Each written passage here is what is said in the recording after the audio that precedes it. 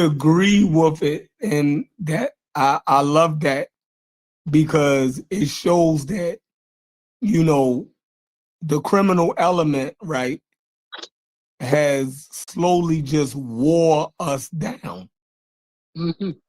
It literally wore us down.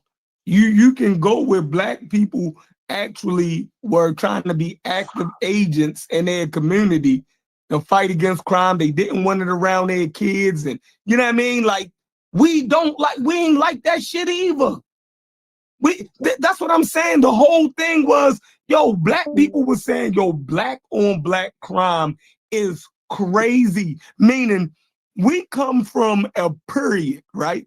These older people were saying, I come from a period where my parents told us how white people was violent and victimizing their parents, right? And each generation tried to move into situations that negated white racism that was violent towards them, right? And now we're in a situation where we are away from the white violence, and now the biggest perpetrators, violence and criminality amongst our people is ourselves. That was a problem for black people in coming from previous generations. I don't want to say this, but I hear what you're saying.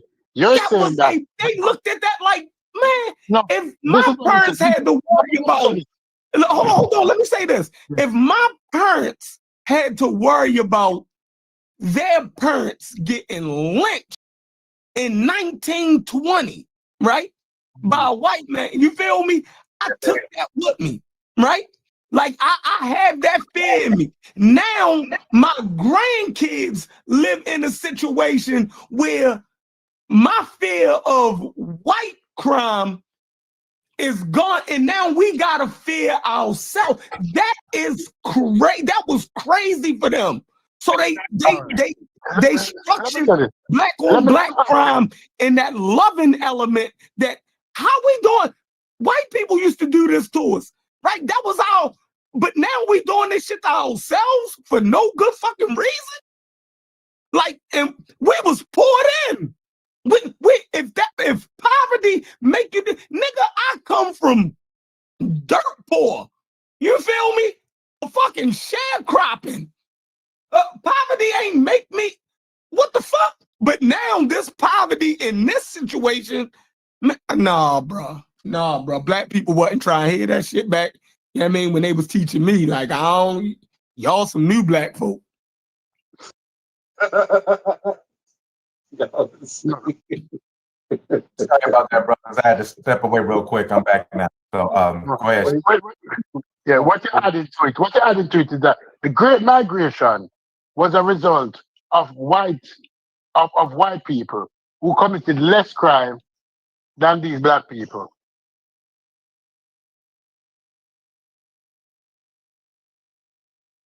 What happens to these? The Great Migration, where white folks, where black folks run from the South, is a result of suffering from white people. Yet still, exactly. Now, what is happening is that black people is faced with more injustices than white people. But where they're going to run to? There's no way to run to. There's no way to run to. I understand what you're saying. And that's the argument that is going to, we can't win. We can't win. There's a missing historical analysis that's important with this, and I don't have enough time to go into details with it. But to be fair, Chef, the direct lineage that you're connecting in terms of social history isn't fair to the black folks that was already experienced white on black violence within the North and within the Midwest. From European immigrants coming here in the early 20th century. I'm not excluding it. You can shed light on that. I'm not excluding it. Go ahead. Okay, got you. Because when we look at a lot of the Germans, a lot of the Irish resettlement, some of the early Jews, up here in Minnesota, particularly the Norwegians and Scandinavians, these white folks was violently harsh and hostile against black migration coming up here to the Midwest and the North. And so that white on black violence was not only a visceral thing, but those Black folks coming up from those rural and southern areas also had to deal with the perpetuated violence of what they saw in white folks here. Now, with that prevailing piece, yeah, there was a component, and there's a book that I'm going to reference with that. It's called Sweet Liberties. It's like Sweet Liberties, the civil rights movement in the North. I'll get the exact title for you. But he breaks down these different fronts and fights in New York and Pennsylvania and Philadelphia, Philadelphia, New Jersey, Chicago, Indiana. And he talks about the interactions between not only the violent arm of white antagonism against Black bodies of those migrating north, but he also talks about the array of systemic structures of what Black families from Alabama and Mississippi experienced as they settled in Chicago and settled in Gary, Indiana, settled in Minneapolis and St. Paul, and settled in Milwaukee. And they ran up, but they didn't come here and get settled in and then just kind of like, oh, I got this job and I'm ready to go and my family is doing well. The vast majority, not all, because we're never talking about the full picture. The vast majority of Black folks had to deal with these barriers of being able to participate in equitable paying jobs, being able to get residential housing, to be able to get supplanted in fair schooling and education opportunities for their children, to be able to qualify for services, because counties work with the state to bar as much as they can from these Black immigrants coming up here to be able to resettle themselves. And so they created, eventually over time, they engineer pathways where these Black families can be incorporated into the fabric of these northern and midwestern cities economically, but it was met with so much racial centralization to the white immigrants that was coming here from Europe. And we're talking about between 1900 and the 1950s. And so there was, even in amongst that, you dealing with a whole bunch of European groups that didn't like each other either. And so the violence that was primarily perpetuated in these northern and midwestern cities was white folks beating up white folks. And they took a lot of their economic and social transgressions out on the Black residents that were just starting to get populated and coagulated here in these subjugated cities. And so not only did white folks have to deal with restrictions from society and the county and all of these different municipals restricting them and marginalizing them to the outskirts of participation, they had to deal with the subjective poverty that existed because of that. And they found familial ways to build resourcefulness amongst our community to be able to counteract that. But they also had to deal with the violence that was coming from these immigrant groups who was looking at the Black worker as a threat to their livelihood and sustainability. And so at a certain point, when you start seeing in the societies in these various different cities engineer different mobilities for white folks to not only participate, but get some of these factory jobs and create mobilization for them to move to the outskirts of suburbs, it left many of a desert hole of Black folks in these urban cities as we begin to expand and swell up the rankings of these Midwestern and Northern cities. And from that point on, you start seeing the entropy. Jawanza Kunjufu calls it entropy, where the easiest target of people who's facing poverty and economic deprivation is to turn on each other in order to survive. And I think that analysis is critically important when we're looking at what you're saying and making that there's a connection.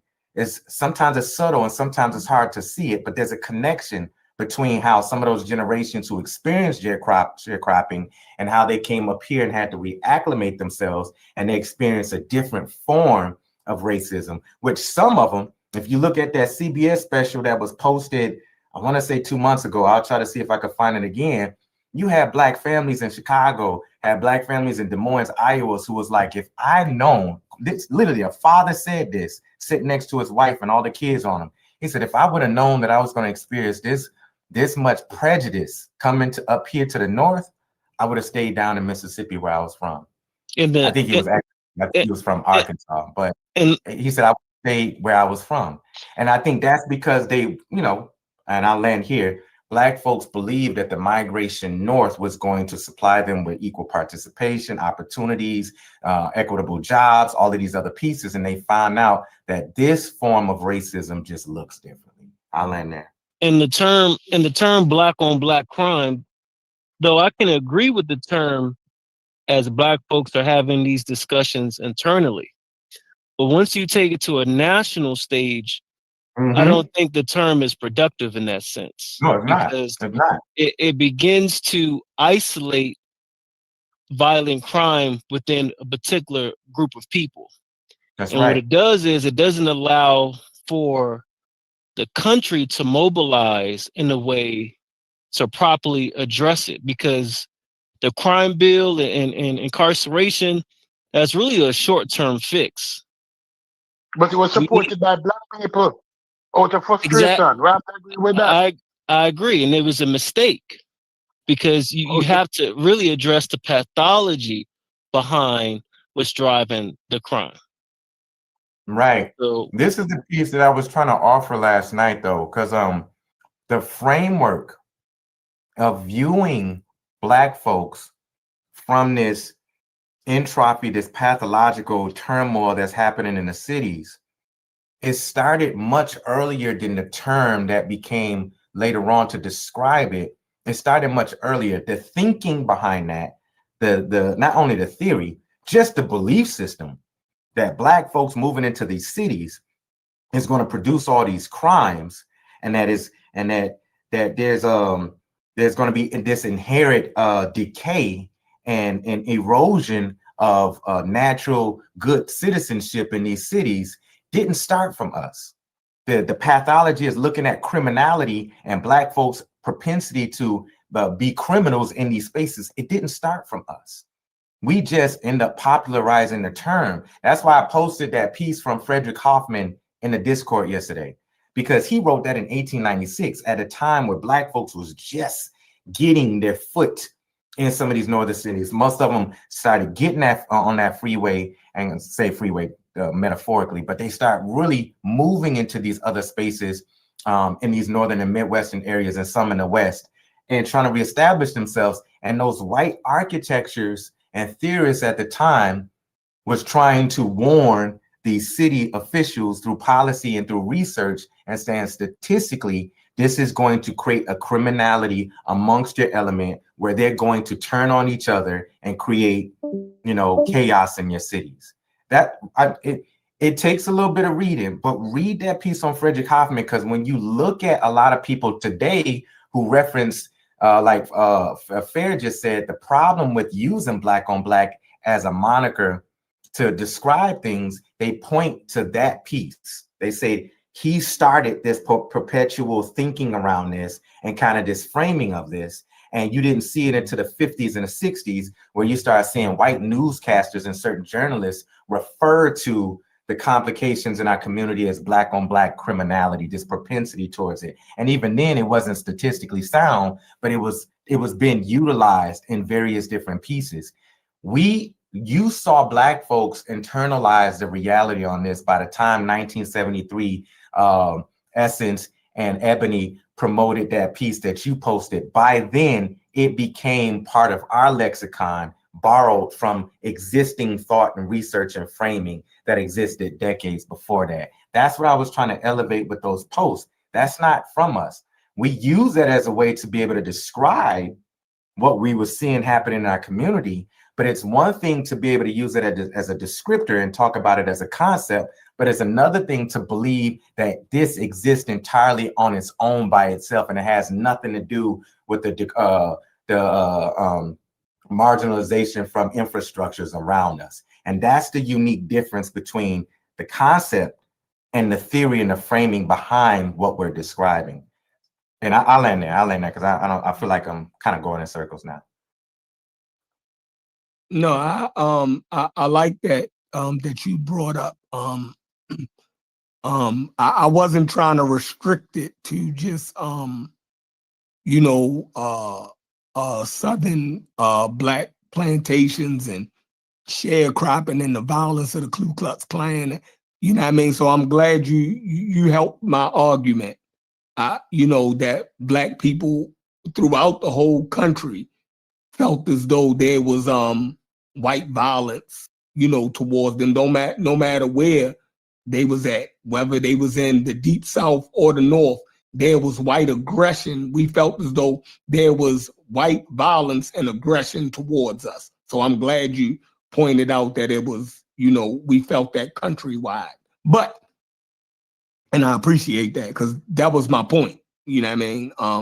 But I went to the most visceral and harshest of our conceptualization, historical conceptualization of that. I always go to an extreme case so my point don't be missed. So we can all be on the same what's the name? But so if black people, and that's the point, if black people felt this way, you know, by the time it got to our generation, when black on black crime was actually talked about with black kids, right? By black people, right? Whether it was, you know, ministers, counselors, people in your community, there was a conversation about it amongst black people, and we didn't like it, and we seen that shit as a problem.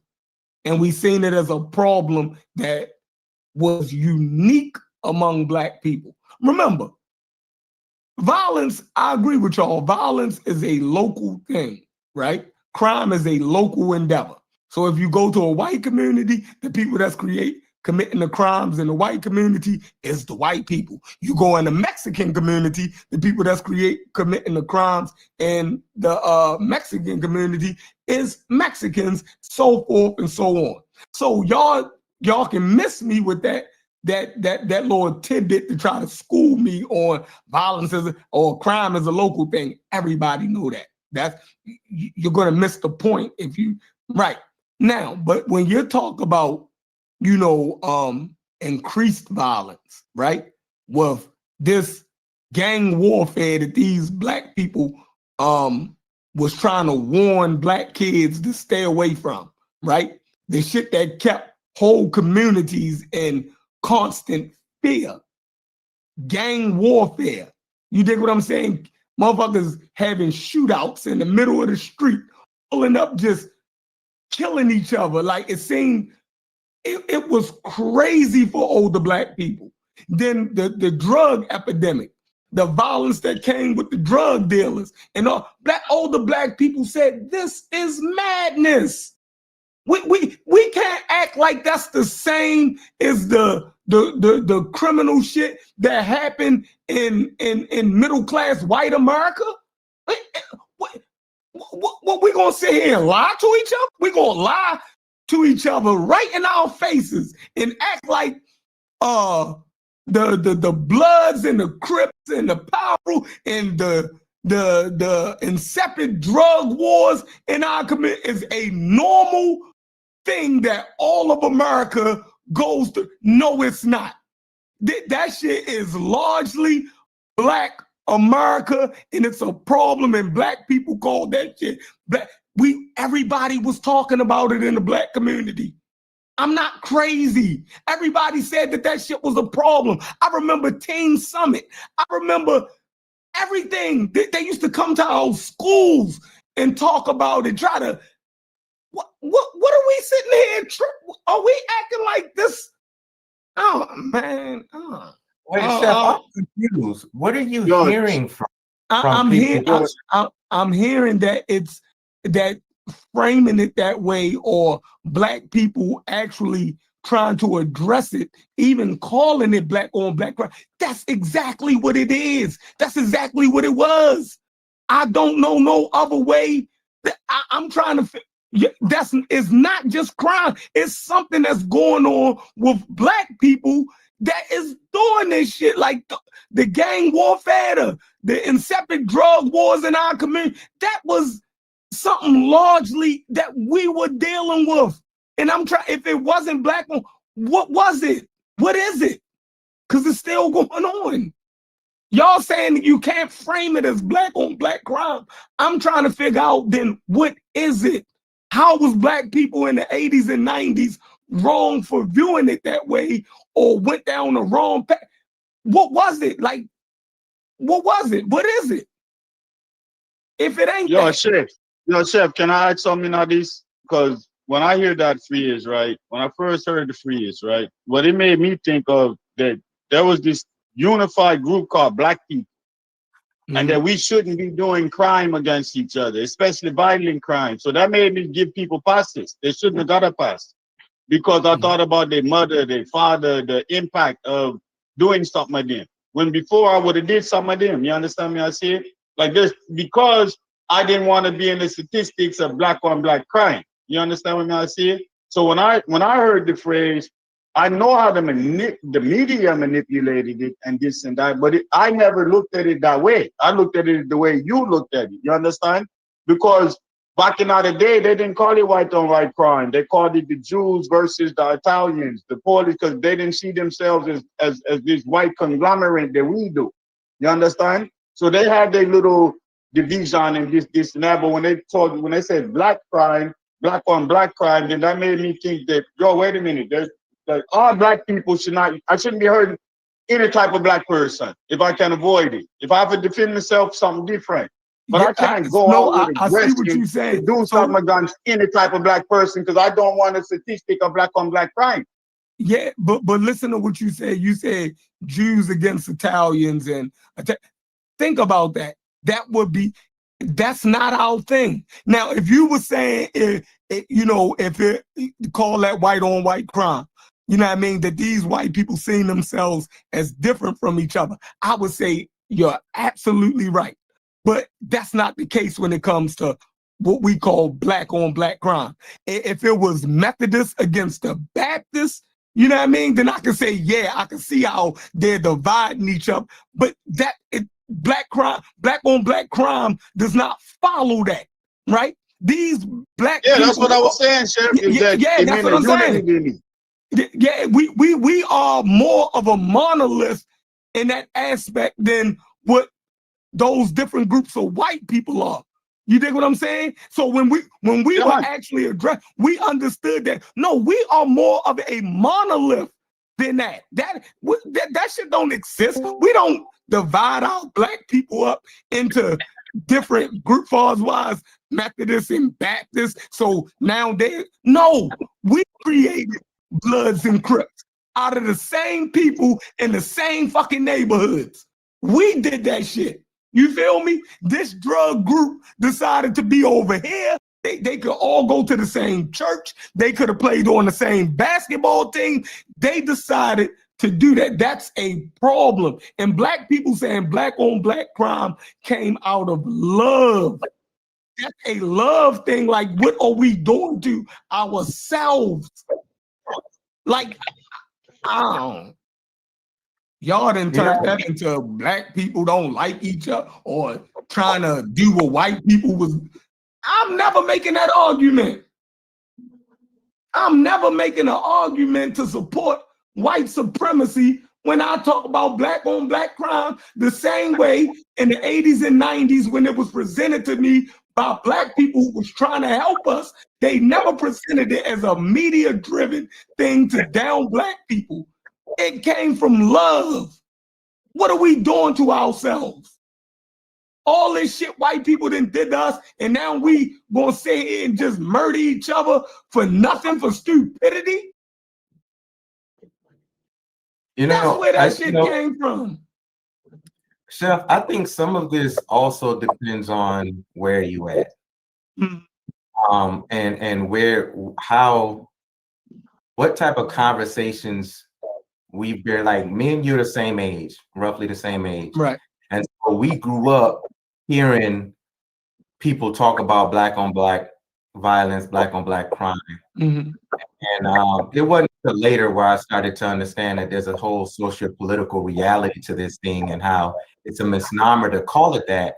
But all the way into my high school years and early college years, I argued and talked about the necessity for us to address black on black crime because I thought, it's real.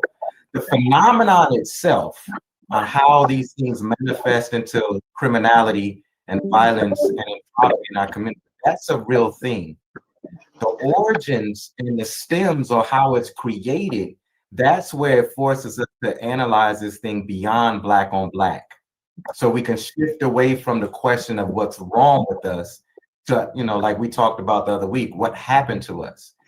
And depending on where we're at, here in Minnesota, the approach that I've seen in different programs, different organizations like the Way, Hospitality House, the Y, and the various different community centers here, they understood that the solution that we're going to put on the table is twofold. For one, we're going to address the mentality and the young brothers and sisters that's perpetuating this within our community. We knew that there's a conversation that Black folks had to have amongst us. The second fold is that they address the systemic barriers that they believe was causing some of this, whether it was gang violence, drug dealing, the drug epidemic, the domestic violence, all of these components that got labeled under that. They said, how do we address it from an infrastructural piece? And so the solutions they put on the table was like, we need to make sure that Black folks have access to mental health services. Boom. They said we need to make sure that Black folks have access to equitable education opportunities. Boom. They said that we need to make sure that Black folks have access to equitable jobs and training programs to get them into employable jobs that provide livable wages. Boom.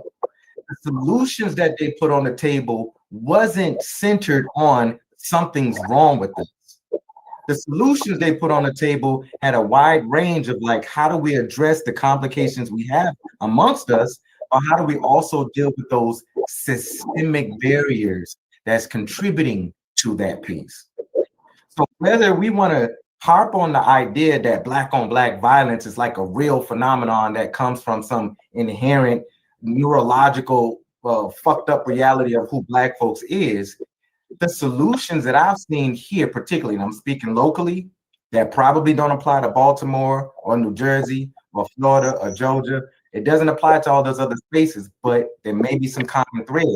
The solutions that I've seen put on the table to address this thing that we call Black on Black was multifold, that dealt with dealing with our own complications and dealing with those systemic barriers, because that led me to believe that the leaders, the think tanks, the people who understood Black on Black violence did not just believe it was something inherently wrong with us. They automatically knew, like, no, this thing is much bigger than us, and we have to deal with those solutions internally with this conversation and meet with legislators and policymakers to address it from an external position. So I'll end there. My question, Majasi, question. If you're saying that they knew better, right? But Black people supported it. Black people weren't forward thinking when they support many other solutions and the over-policing solution and the long sentencing they have. Is what Black people didn't realize that the communities were being decimated from the inside, like a social program, like a drug program. Why didn't they ask for that instead of asking for over-policing? That's the question I'm asking. Why didn't they ask for social program? Yeah, they knew that they knew that Black on Black violence was a social ailment that had an internal component. They didn't, and of course, that deals with Black folks' mistrust with the law enforcement, period.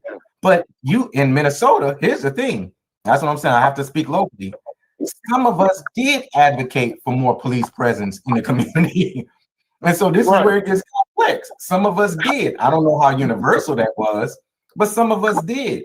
And so we understood the dynamic around Black on Black violence, and we understood that there was a piece that we have to address with, fathers not so-called being present in the home and mothers and the single parent homes. We knew that there was, some psychological pieces we had to deal with that's helping to perpetuate this thing. But the solutions that I seen put on the table out of the Twin Cities also said that in that conversation that we were having in the 80s and the 90s, we knew that this was a social element. It's like, yes, we begin to use Black on Black violence and criminality a part of our lexicon that dates back to the 1970s.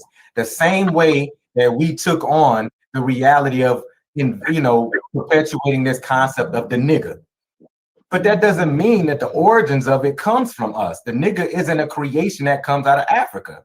The nigga isn't a creation that black folks who were sold, the first ones sold here, we decided, hey, we're going to invent this new identity called nigga, and we're going to perpetuate that. No, we understood that comes out of a socio-political reality that was forced on us, that eventually we just picked up on it and it became our way of seeing ourselves in the world. The same way black on black violence is something that was framed and constructed beyond our community to describe and pathologize our community, that eventually, because of our scholastic relationship and related connections to journalism and media, we've adopted the term and use it as a descriptor to be able to explain the phenomenons that we're seeing in our community. That doesn't mean it started from us.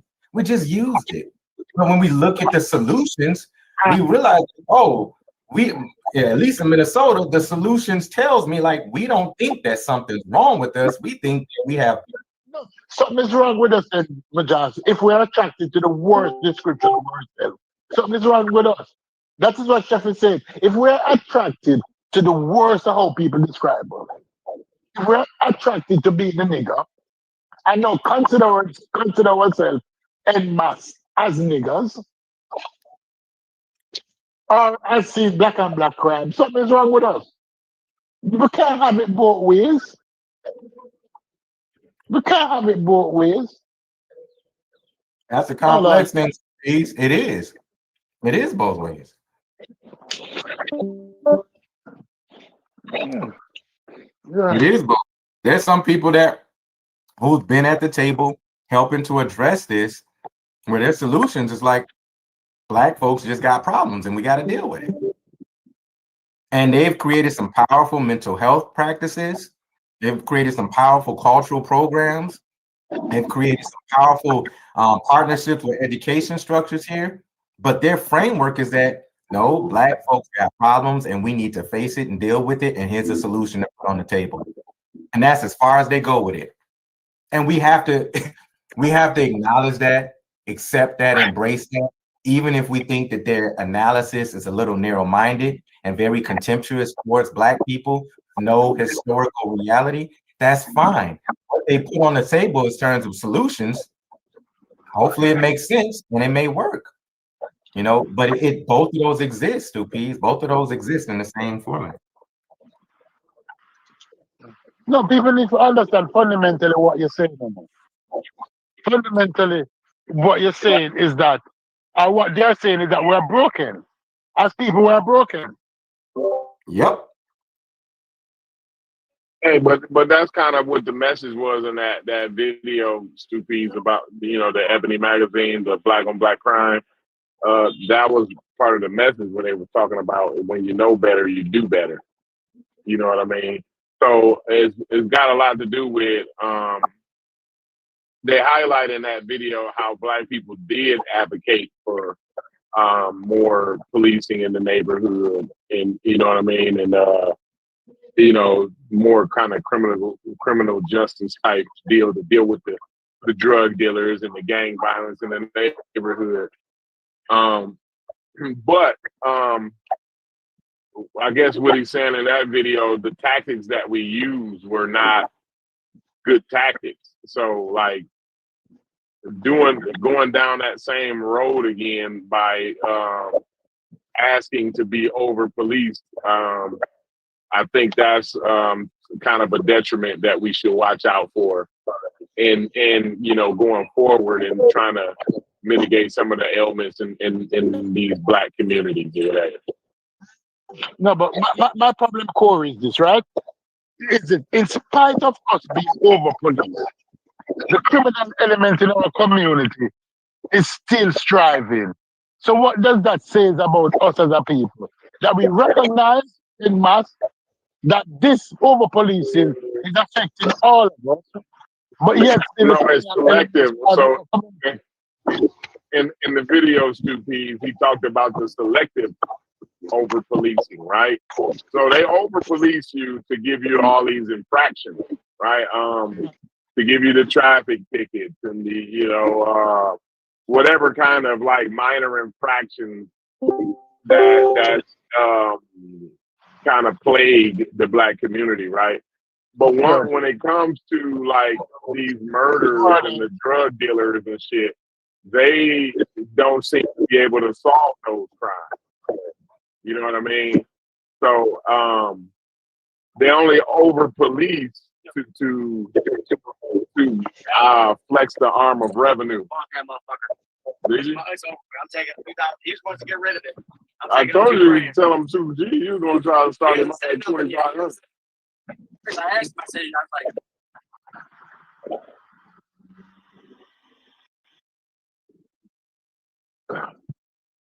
And we have failed to recognize that in the community. Is that what we're saying now?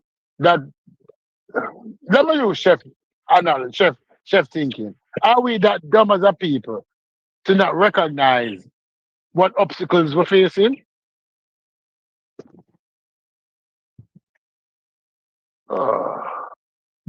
Somebody's conversation give me some headaches. I can't know. Never got time now. It's a good thing some stop our baby so they won't get autistic. What was the question again? Yeah. What was the question again? It's the fact that we recognize that this over policing in our community is not set to benefit the community, but more to entrap us, to get us caught up. What are we doing about that as a people?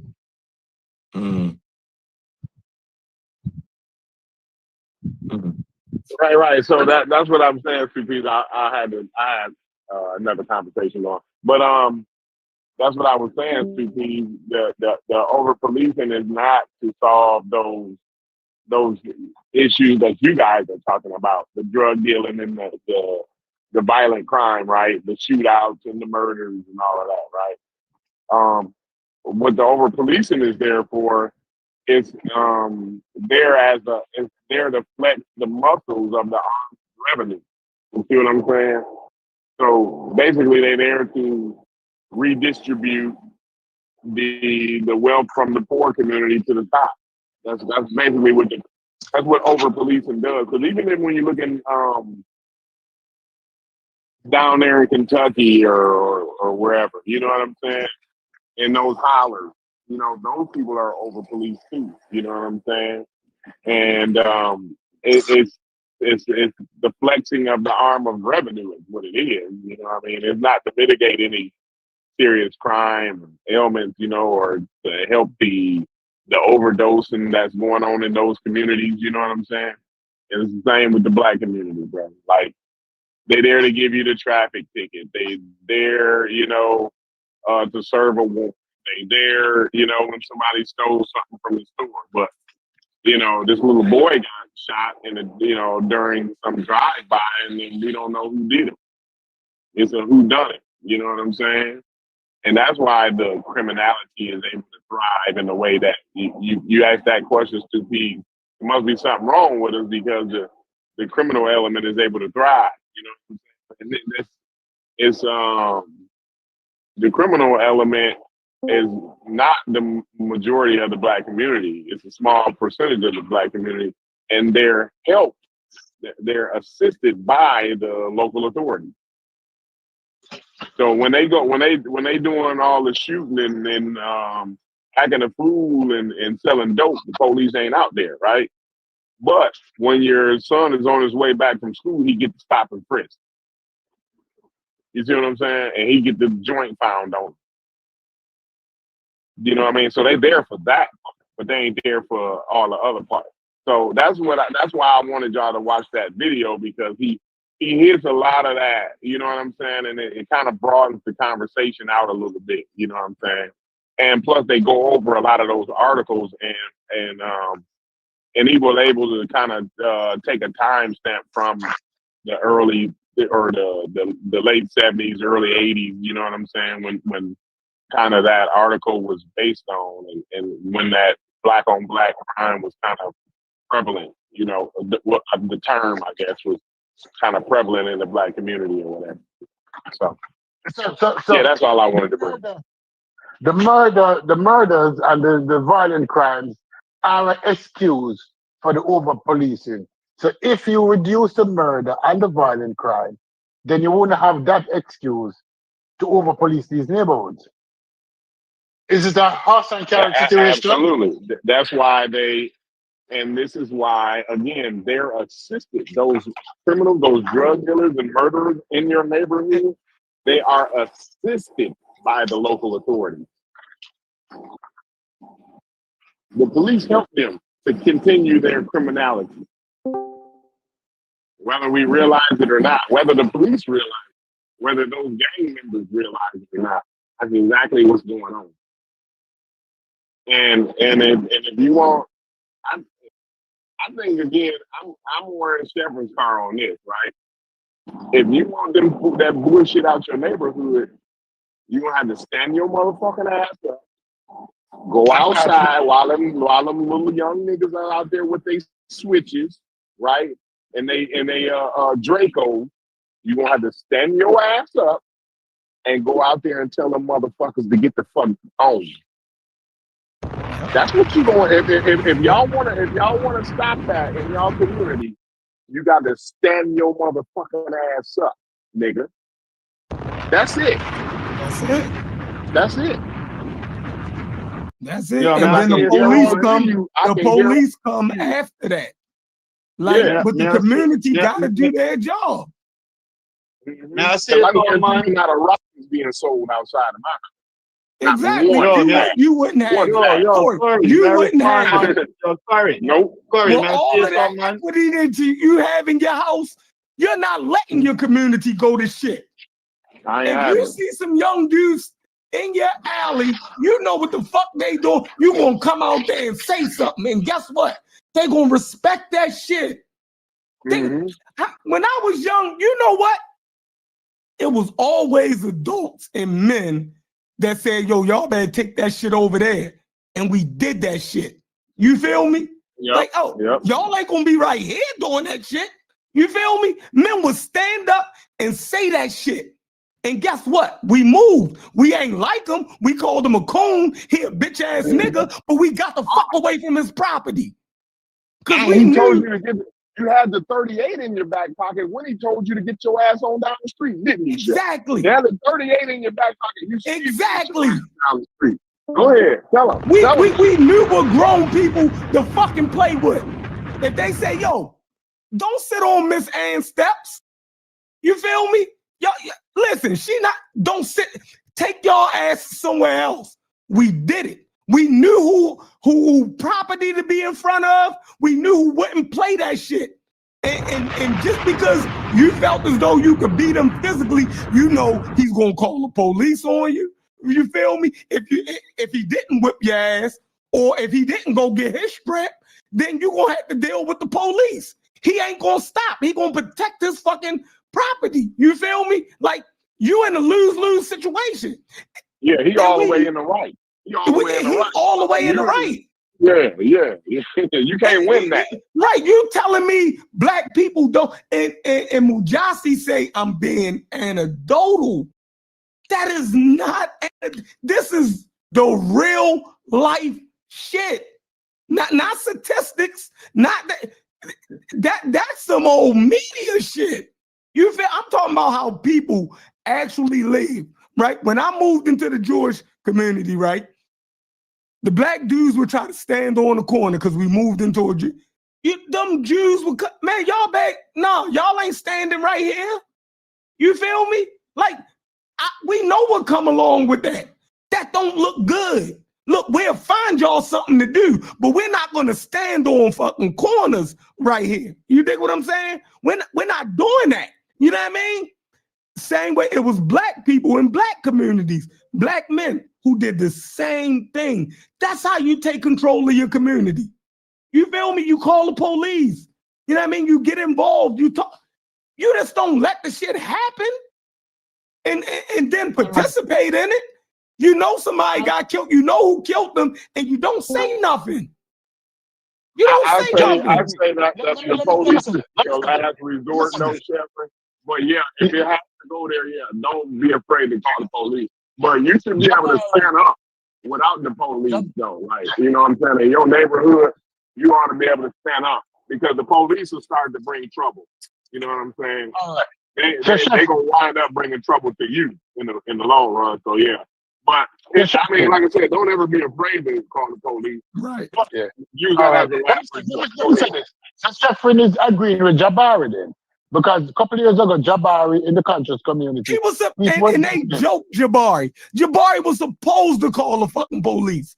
He was the listen, I'm not letting my community 400 times. Man, this man got a $400,000. Oh, what? How much is them brownstones in fucking New York? About $1 million, $2 million. I mean, he posed a them $1 million home. Them $1 million home. He posed to allow bullshit around that. He supposed to let the value of his equity drop because for some niggas that don't even bring value to that man, y'all niggas crazy. I'ma say it. Yeah, but y'all niggas crazy. Hey, so you know they try to call Jabari a coon because I know. he had a professional. He had his interior design by a professional designer, and he was actually on the channel with that interior design channel. Crazy. They actually came in. He was actually on the interior design channel. Jabari. Yeah. They tried to call him a coon for that, bro. Wild shit, bro. Go ahead. We retarded. I'ma just say it.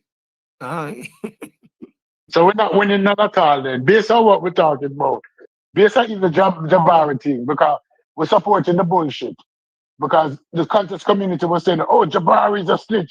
He called the police 400 times. There's record of him calling the police 400 times to get these drug dealers. After Jabari come out his house and say something to them about the loud music and everything disturbing his fucking peace, and they don't stop. Jabari ain't gonna get out there and fight with them niggas. He a fucking college professor and a priest. What he look like wrestling, rolling on the ground with some fucking fool? No, I didn't ask y'all nicely as a brother, right? As a brother to the community. Man, you're disturbing my wife. You're disturbing my peace. That music is too loud. I don't like y'all standing around hanging like this, right? You're decreasing the value of my fucking investment, my home. At the end of the day, so he supposed to sit there and just put up with that. Man, y'all, man. Yeah, all right. Yeah, all right. we let stupid shit get in our way. You feel me? But he a real nigga if he just let them be. I don't know too much about the scenario that y'all talking about in that with Jabari, but like there's some inferences that you're saying that we supposed to, like, who's saying that? Like, who are you responding to? That's a sentiment in that community that you don't supposed to call the police. You don't supposed to. You dig what I'm saying? You supposed to let Jabari a coon for calling the you supposed police. to let kids be kids. You put all this old silly shit. Somebody said so. They said that in response to the brother calling the police. Yes. Yes. Oh wow. Okay. Yes. After he asked them numerous times Right. to cut that bullshit out in front of his house. Now he supposed to get out there and what, physically assault one of them. Right. He supposed to roll, a taxpaying citizen supposed to roll around on the ground with a that's what I pay taxes for. I'm not injuring myself. Corey gotta go to work tomorrow. Fuck is he gonna injure himself for rolling around on the ground with you? You feel me? When he gotta be up 3 o'clock in the morning to go to work. Why would he do that? That don't make no sense. Yeah. It makes no sense.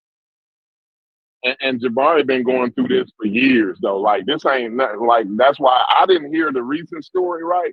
But I've been hearing about this for 5 years. That he been dealing with them niggas outside his house for 5 years. And believe me, I don't agree with none of Jabari's ideology. But as far as what he's saying here, what he's dealing with here, yeah, I agree 100%. You know what I'm saying? Like, he should have been calling the police on them niggas like 3 years ago. Because I didn't ask your bitch ass. Yeah. If I didn't ask your bitch, and now you about, I laugh at people like that, right? That they the people that you laugh at because the brother gave you every fucking warning to stop. You feel me? Oh, that motherfucker, you know what I mean? College, but he a coon, he a clown. I don't know what terminology is in New York that you use to just disrespect another grown man, like when he's asking you to get off his fucking pride. It was a case in Baltimore. This young black dude brought a house, right? Not too far from me, where I grew up at on Shirley Avenue, right? And it's like a break in the row houses where you can cut through. It's a utility break, right? That they had where you could cut through the houses to get to the utilities and stuff, right? I remember the story, but go ahead. Yeah, the young drug dealers were actually stashing drugs in that little cut, right? Where they had their little drug operation going on. So the young brother, he was a young brother. They was around his age. He was in his early to mid 20s, right? So his kids used to ride their big wheels in their bikes through that little patch and play running up and down the street. So he asked them nicely, look, can y'all not put y'all stuff in this slit, right? In this little walkway, because my kids play in between here sometimes, right? So they say yeah, because he came to them respectfully, right? But then after a few times, he got to keep saying that, right? Now, I'm not going to sit out here and fight with y'all. Now I'm going to call the police on y'all. They shot that brother, man. They killed that brother for calling the police. Like, so what do you do with that? Like y'all won't even allow me, and y'all want me to feel sympathy for these niggas? Y'all want me to say is the system? Well, how the system going to help that young brother that's doing the right thing? We take more, man. You know why they shot him, Chef? Because his neighbors didn't back him up. Mm-hmm. That's the problem. When you see your neighbor having a problem with them niggas out And the y'all street, don't step out there and you don't step out there with him, mm-hmm. then you only helping the problem. You're only helping the problem. And then the thing with the police do, right? This is why I said the police should be the last resort, right? You should go out there and you should pump some fear in them niggas' hearts, right? But the police, what they'll do is be like, yeah, it was Jimmy. He called the police on y'all. Right. Yeah. Right. He the one who keep calling on y'all. Y'all know that, right? So every time y'all in front of Jimmy's house, he gonna call the police. Like the police be telling these niggas, they used to tell us that. They used to tell us who called the police on us. Wild shit, bro. I'm just saying, the whole thing is wild, bro. Let me see it, man. Let me come in at this. I'm trying Let to me see it, man. Let me see something. Yo, listen on. I want to know this, man. Do we have this like nostalgia or propensity for violence, right? Because those niggas out front of Jabari, us, are the same people that have missed the old Brooklyn when Brooklyn was violent and Brooklyn was dangerous. Like, and we have this now, like Brooklyn, like no, I mean for real, man. They don't remember when Brooklyn was safe. You understand what I say? They missed the hip hop era Brooklyn. You know, they missed the Biggie on the block and them something there. You understand? They missed. You understand? Because you hear them talk about it. Like, do we have some nostalgia for violent community? I really want to know that. Reggie, can you give some clarity? I'm trying so hard not to participate in these conversations anymore. But I'm listening. Bro, hold on, do you live in Brooklyn? You know what the problem do you is? live in Brooklyn? Y'all don't know how y'all. I'm trying You to. don't live in Brooklyn. Y'all about to have a conversation. Just talk about one neighborhood when we're talking about a problem. We're talking about a problem. We ain't trying to talk about one neighborhood. We're talking about a problem amongst black people. Hey, That's the issue. Reggie's I actually. know that, bro. I was going to add to that. Reggie's actually from New York, and Slade is actually from New York. I don't think they missed the violence, but I appreciate. Reggie, go ahead and talk. Okay, so here's the problem. The problem is I've been listening for the last 15 minutes quietly and just thinking. what our issue is that uh we can talk about the symptoms. We can talk about what reactions are, but what can we do to solve the problem, right? So Jabari is an individual. He's in an upper class in a niche where he was able to purchase the property that he has at a reasonable cost, right? And that property has exploded, right? And the group of people that are the property owners that are on his block, they face the same situation, right? So looking at the situation of an individual is really problematic, especially in a case that he is still in the Black community, right? And the Black community has these problems. So the question is, before y'all go bananas about who's right as an individual or the brother who got shot by calling the police, right? Those are individual issues. What is our group solution to the problem? What could you offer, right? You bright people on this chat, right? About pump some fear in them. I like Corey. You gotta love Corey, boy. Pump some fear into them. So you should go and get a court case. You should have a shootout. Well, you can't pump no fear. What is our group solution? Now we have other things going on. Now watch this. So you have someone, college professor, somebody's academic, living on a block in the Black community, right? He chose that as a good investment, and it was a great investment for him and his family, right? But now he thinks a certain type of way, but he's still in the Black community. The police is like, generally, these are problems of the Black community. They need to solve it as a Black community, or at least as a Black association. So Jabari, as an individual, should not be calling the police, because the police may tell who's calling, like you said. So it needs to be a block association, right? And then strong block associations spread to the next blocks and spread to the next block, so that you create some type of barrier for your. Yeah, that shit don't work. Okay, so then what works? What works? No, that does work. That absolutely works, Reggie. And that's Yeah. what me and Chevron said earlier. I don't know if you was there earlier, Reggie, but we talked about, like, I gave the example of Chevron outside tripping with the little niggas, right? It wouldn't do him no good if I don't go out there and trip with him, right? So that's what I'm saying. That's what I mean by stand up. That's what I mean by stand up and pump fear in their heart. Like, no, little niggas, you niggas ain't finna stand out here and sell no dope out here. And all the neighbors need to come out and tell them little niggas. Exactly. That's what I mean. You know what I mean? And that's what works. That's what works, Reggie. Exactly. Tenant patrol.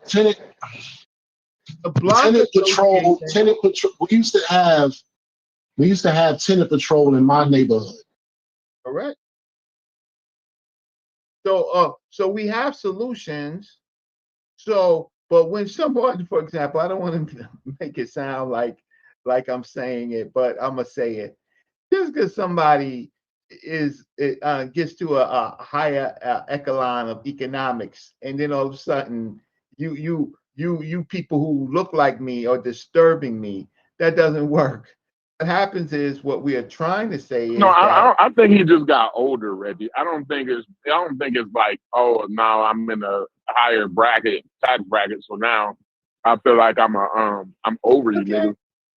I think he's just older now, and then now he don't deal with that. Whether he got older or not, or maybe the loud music and the drinking and the cursing is messing with his his shrine. and it's problematic because maybe they're doing it when he has his events.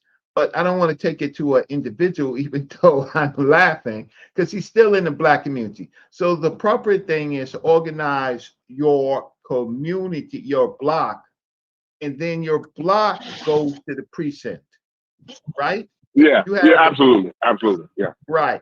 And then you create a barrier now where I know Brother Jabari lives at. He lives on the edge. So across the street from him is the projects, right? So, but on his block, believe it or not, is where Marcus Garvey lived, right? Marcus Garvey's house is the worst house on the damn block. Where Marcus Garvey lives, it's the worst damn building on the block. It's still worth over $1 million though. Huh? Still worth over $1 million, but it's still worth over $1 million. Nobody got enough money to go in and refurbish it. It costs you about $3 million to refurbish it. For my purposes, it's a landmark. It's probably worth $7 million. It's probably the most expensive block.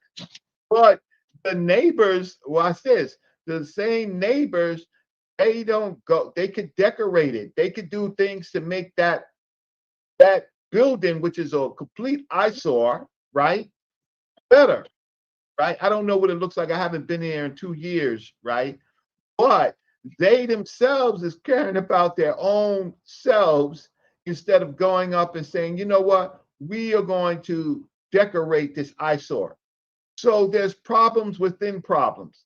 So the solution is, like I think that you are understanding, is that the block association gets together and they coordinate and they go to the precinct, and so it's not an individual. Now, for the young brother that got shot by saying, you know, don't, you know, can y'all stop this? Well, the problem is with that is that this is they have designated that as a drug community. The young brother should not have done that by himself. He should have at least organized the block association, or think about possibly moving, because it might be out of his hands, because the police are involved in this action too. They get paid off. We got New York 30. And don't ever do that, Reggie. The last part, you don't ever move away. Don't ever move. Fuck that, bro. Don't ever let nobody run you away from your home. Oh, here's the thing. Right. It's easier for them. It's easier for the drug dealers to move, but it's easier for the drug dealers to move that shit over somewhere else versus me packing up my whole family. But watch this. That makes no fucking sense. Look what we do to ourselves. Where I'm from, right? Home of sex, money, and murder, right? Where I'm from, listen, Mr. Big Mouth, not anybody on this chat, but generally, Mr. Big Mouth, check this out. You keep complaining, you may not get shot, your wife, your children, your mother may get shot. So now you can still live there. You can still live there. Can I interject? Can I interject? Last time I came to Harlem, he's supposed to came to Harlem. Because the last time I came to Harlem. The last time I came to Harlem. The last time I came to Harlem. I'm still talking. It doesn't matter. The last time I came to Harlem. I'm still talking. Doesn't matter. The last time I came to Harlem. The last time I came to Harlem, I saw a white woman. Savage shit that we're talking about with black people. I saw a white woman walking up 125th Street. This is the same savage shit that I'm talking about. I had the floor. I was paying attention to Don't let him tell you any bullshit. The last time I came to Harlem, a white woman was walking a poodle on 125th Street drinking. We don't do that shit to white people. We only do that shit to our own people. Okay, so you don't want to. You said, hold on, Reggie. You said the home of sex, money. You said the home of sex, money, and violence, right? So now you're going to talk about how black people brutalize each other. But if white people move into that community and gentrify that shit, they clean that shit the fuck up. You respect Okay, the white people, but you ain't gonna respect the motherfucking black people in the community. But you won't let me talk. But you won't Go let ahead, me Reggie. talk. Go ahead, my bad. Go ahead. Cut me Finish off. bullshit now. Okay, so here's the thing. I was talking about solutions. Y'all want to talk about symptoms? You want to cut me off with symptoms and things that really don't matter. I am saying No, you was talking about, you start talking tough about where you from and the home of sex money. Finish that. That's what we was hitting off. We was hitting off that bullshit. Now go back down that road and tell us how tough your neighborhood was, the home of sex money and violence and all this, and how you couldn't do that shit there. That's where you was going at. So what happens is that in my particular building, right, where one or two of the members of that organization lived in, we did have tenant patrols. And our tenant patrols coordinated with the police department. So in my building, we had young girls, of course. We had just civilians, as you say, right? When our tenant patrol started coordinating with the police would show up in our building, right? And guess what? The activities stopped. The negative activities stopped, right? So I'm talking about structure and systems, right? And the inability to organize, right? When individuals stick themselves out, there is problems. But when there is so what we used to do in my building, my parents and their neighbors, they would all take turns sitting in the lobby of the building, right? And then they would also coordinate with the police department. That's tenant patrol.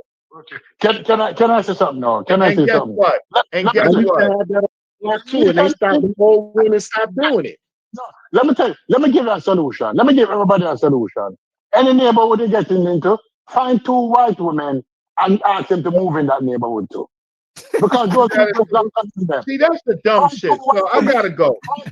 Let me finish thinking. So you want to bring in white folks to solve your problem? Because New York Negroes are afraid of white women. I go to Harlem. I've been to Harlem over the years. And the last time I went to Harlem, you had white women walking poodle on 125th Street. And nobody touching them. And she had on a gold chain, and I looked at her good, and she had on a tennis bracelet with diamonds. Okay. And none of those Negroes, no Negro was standing up to touch her. You visited Harlem, right? But what you don't know, what you do not know, which I do know, is that I'm not gonna call them white people. I'm just gonna call them. I'm just gonna talk opportunist people. They looked at the value of those brownstones, and then they started marketing for what you call a settler population. So then a settler population. You're beating on the bush. You're beating on the bush. And white women walking poodles in Ireland on 125th Street. You ain't got no solutions, Stupies. No. And white women walking poodles on 125th to have white people move into black communities. Yes or no? And white women walking black poodles people on moving 125th out. Street. You don't have any solutions for black And people. white women walking poodles on 125th Street.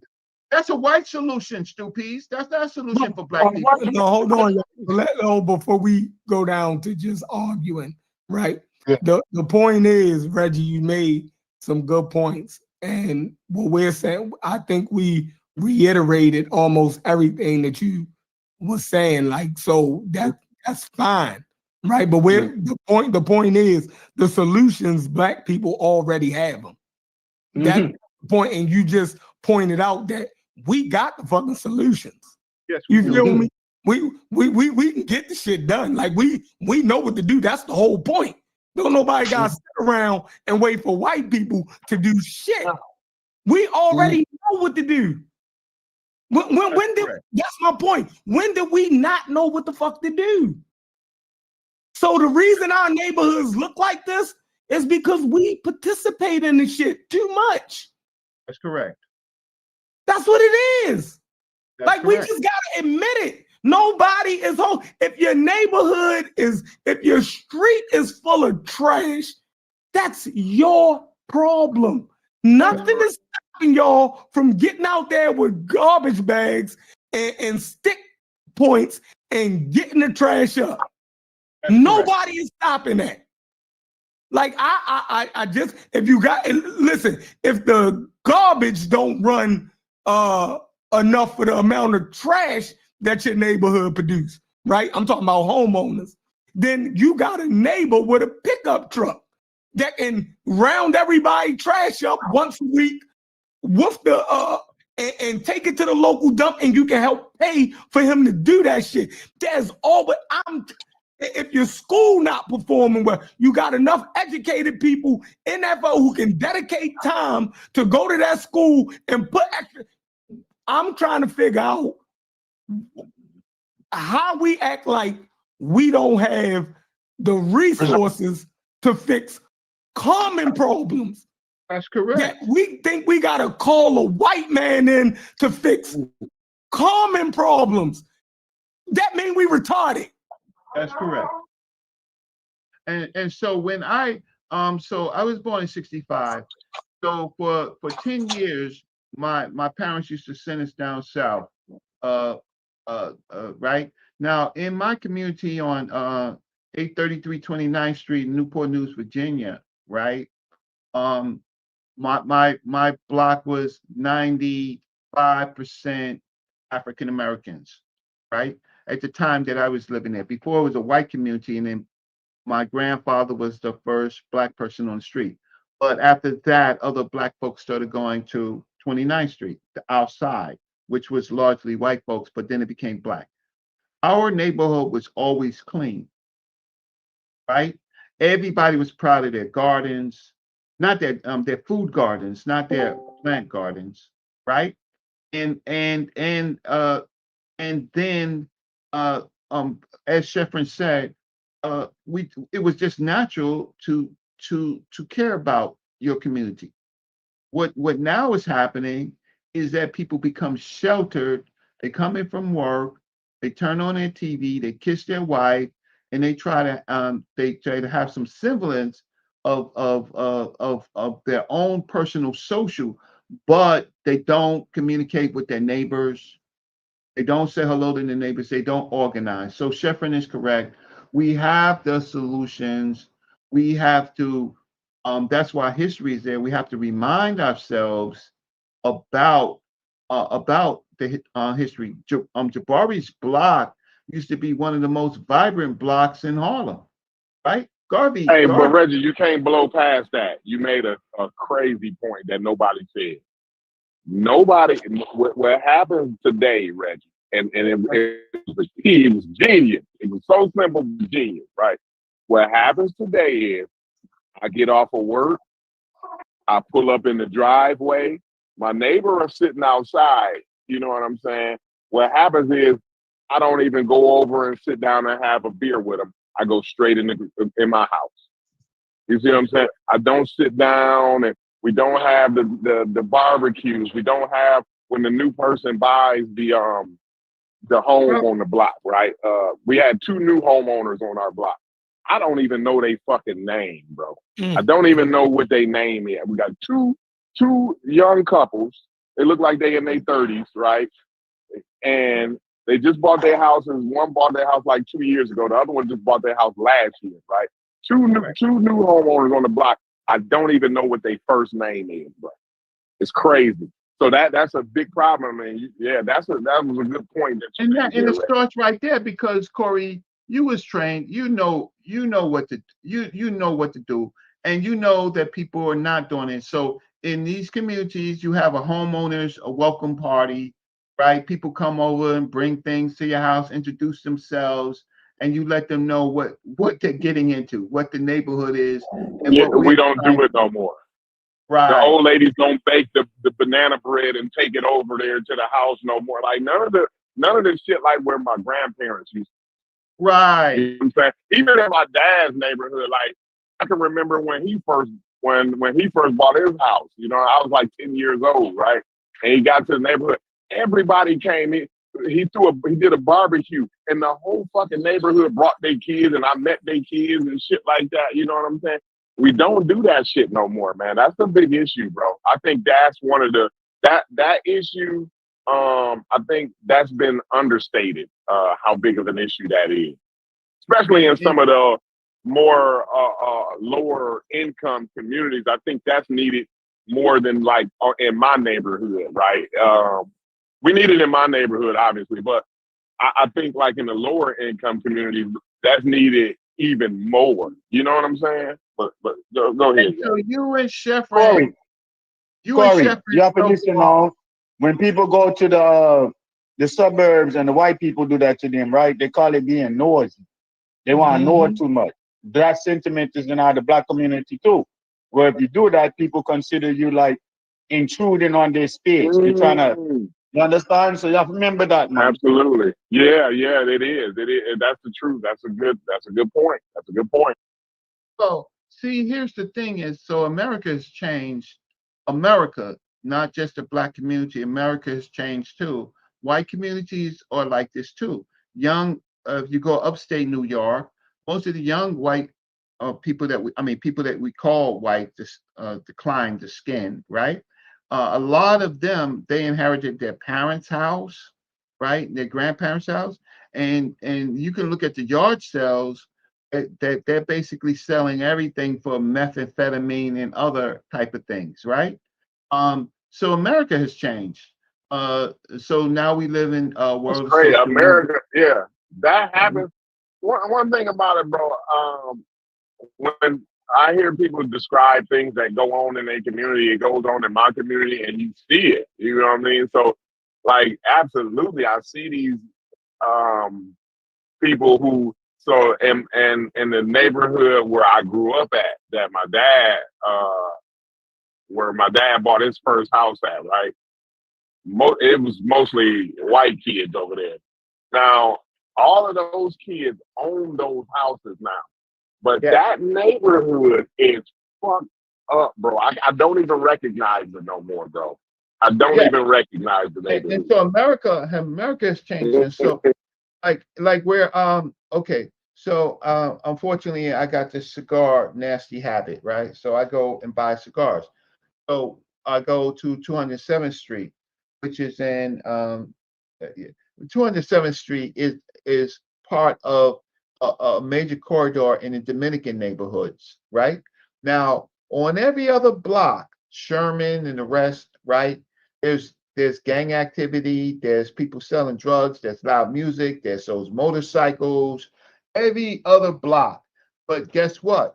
On 207th Street, where the business owners are, where they have decided to clean up themselves, you will find no crime or very, very little. You will find nobody on the street corners, right?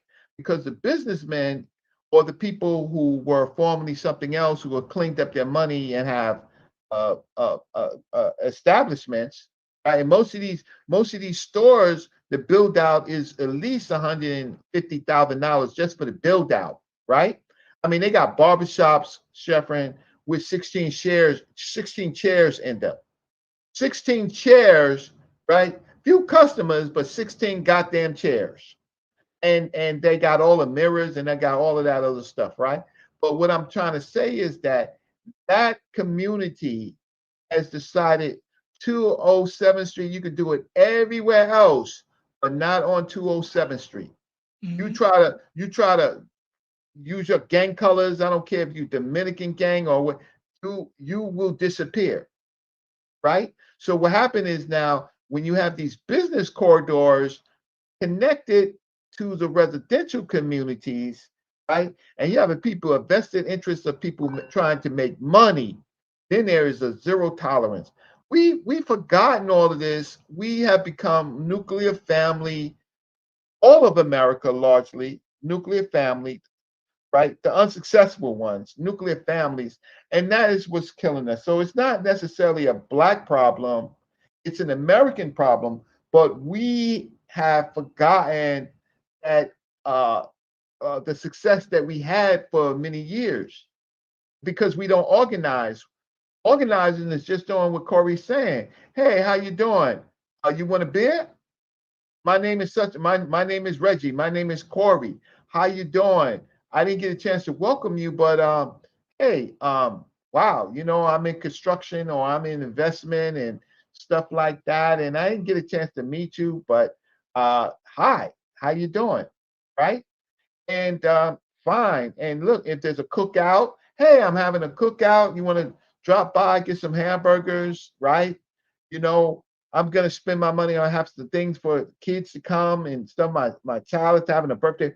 We don't do it. So when we don't do the simplest human things, right, we can blame it on everybody else.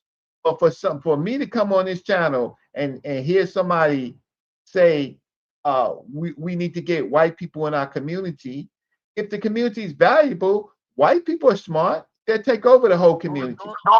Don't try to throw my words in the wrong way. I'm saying what I said. This is what I'm saying. That we know better, because when white women walk in Poodle Dogs on 125th Street, no black person fucks with her. And you cannot deny. That's what I'm saying. I'm saying that we know better. We know what fucked up actions are, and we know what good behaviors are. Because when white women walking out Poodle Dogs in front of you, when you're standing on 125th Street, what you say? You look at Sanity and say, Sanity, you see this bullshit? Yeah, 125th Street is a corridor with multi-million-dollar businesses. Victoria's Secret is there. Chipotle, I think, is there. When white people, you know what I'm saying? When white people walking through Harlem, nobody fucks with them. Nobody even says anything to them. That's not true. You're acting like there's not crazy people. You sit up here lying. That's not true. It's not true. It's lie. It's lie. It's not true. And listen, I'm in these communities more than someone like you that occasionally visits. All people get robbed. Robbery is an opportunity. What I'm saying is America has changed, right? And again, if you look at some of the white communities that Corey was talking about, right? Well, it didn't gentrify. It might have gentrified, but it went to the negative direction, right?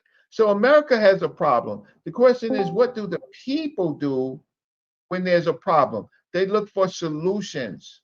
And solutions is organizing. That don't mean that you got to be Black Power or any of that stuff, right? But you do have to do the semblance that human society does, right? You have to put cameras.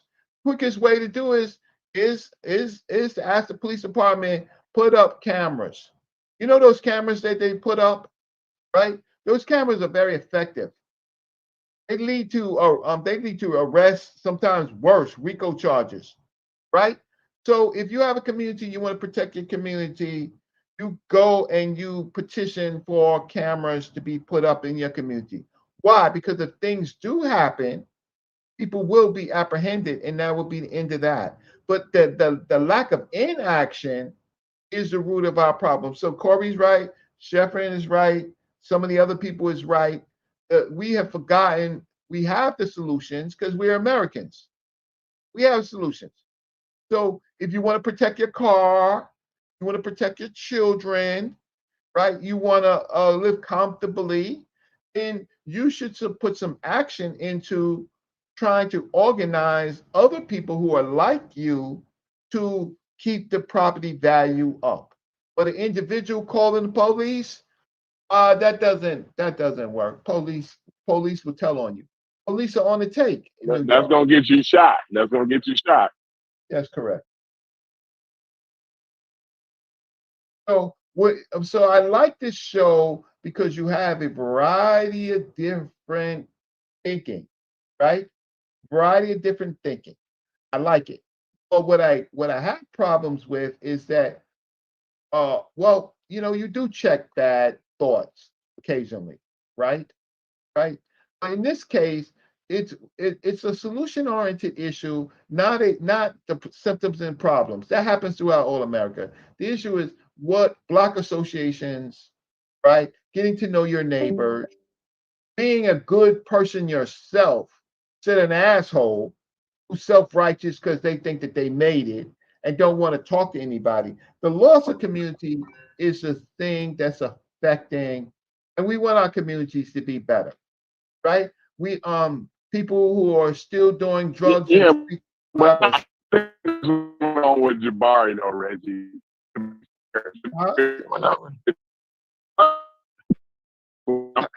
I wish I could hear you. You I know, can't hear so you. I don't think it's fair to kind of. Oh, hold on 1 second. Give me Oh, I about 5 didn't minutes. I'll mention come him. back. I only mentioned him for the point. I don't care two shoots, two struck. That's an individual. I didn't bring him up. Someone else brought him up, and I just said, I brought him up because when No, people were saying I that he think was it's wrong to call because the police.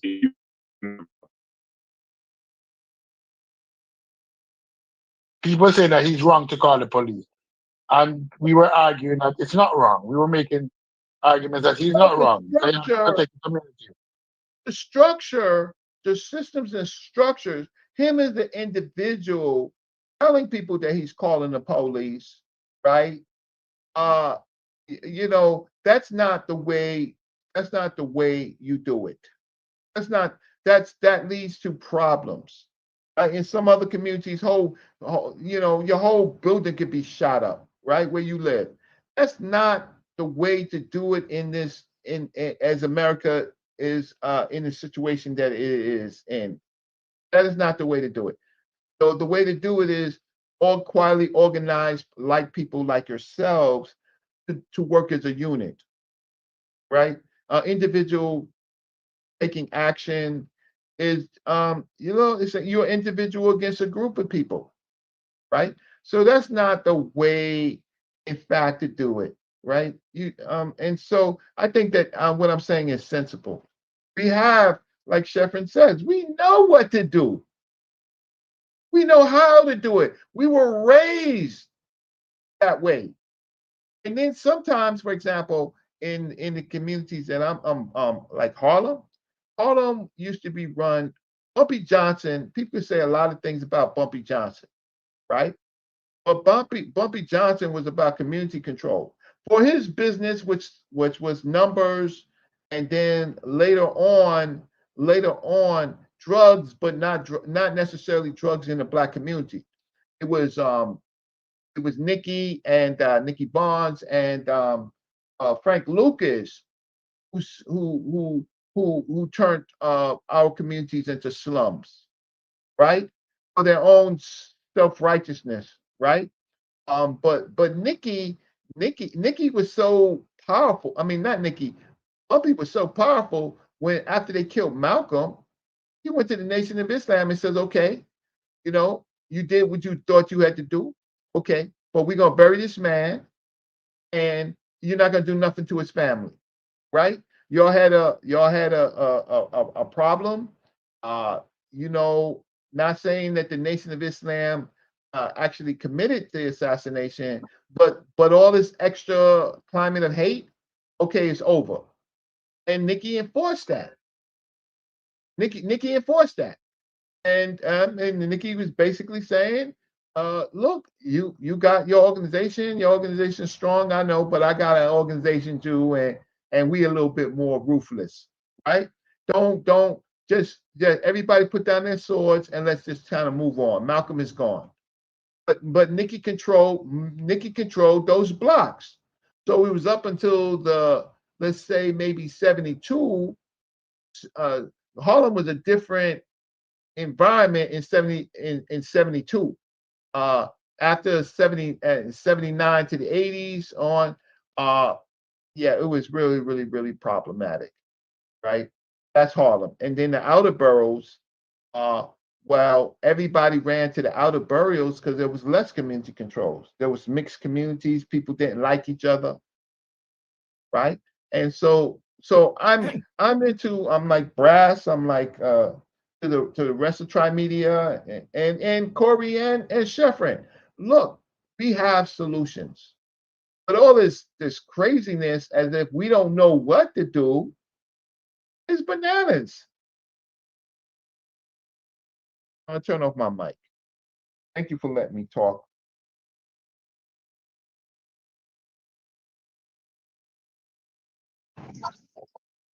Can you hear me, Reggie? Maybe not. Okay, go ahead. I don't hear nobody. Oh, y'all hear me? Oh, okay. I can hear you. Listen, Corey. I like Reggie's. I like Reggie's evolution. Last week, I think maybe I was. A lot of times, we argue past each other, right? A lot of times, like one word in a sentence will determine how another person interprets your message, right? So last week, I think me and Reggie were more arguing, but not arguing like in the beef sense, but arguing in a legal sense, right? We were more having an argument because of the way I think I worded things, right? But I like the way Reggie and Chef kind of put the phrase together for us today, right? We as Black people, we have the solutions, right? And this is what I was trying to say last week, right? It's the same thing your grandmama and them told you. Your grandmama and them told you what the solution is. Your grandmama and them showed you what the solution is. Your grandmama showed you how to make the banana bread and go down and take it to the new homeowners. You know what I'm saying? Your grandmama showed you how to babysit the neighbor's child while he take his wife out to the movies because they don't get a chance to get out and they don't have older children that could take care of the littler ones, right? But my grandmother had older children that could take care of the littler ones, right? When she was coming up, but she recognized that this couple down the street don't have the advantage that she had, right? So when her and my granddad would go down to the Blues house, you know what I mean, on Saturday, and they might stay overnight till Sunday because they got too fucked up and they couldn't drive back, right? They had the older children to stay there and watch it. But this younger couple, they don't have that. So, girl, y'all go ahead and go to the movies and I keep little Keisha and them. You see what I'm saying? Like, those are the community things that help. You know, Suzette, the lady that stayed across the park. So we had a park that divided my block from Suzette's block, right? To get to Suzette's backyard, you would have to walk across the basketball court, right? Suzette would come over and borrow eggs and sugar. You know what I'm saying? She'd borrow a pound of bacon and shit like. We don't loan out eggs no more. We don't loan a cup of sugar no more. You know what I'm saying? We don't have the barbecue and the housewarmings and all these things that Reggie is talking about, right? Everything that was said today, everything that Sheffrin said today, everything that Reggie said today, I think that is the answer to the Black community. Like Sheffrin said, we got the solution. It's been given to us. It's been taught to us. It's been beat in us. Your mamas them beat your ass with a switch to steal that in your ass. Believe me, they done switched it into your ass. Now you get your smart ass out here when you get halfway grown, and now you think you know better than what Granny and them know. Exactly. Exactly. Motherfuckers then already told us. We think Black people was just fucking stupid, that you was raised by complete idiots and they ain't know how to navigate a fucking white America. Like, we think we're just starting over from scratch every generation. Right.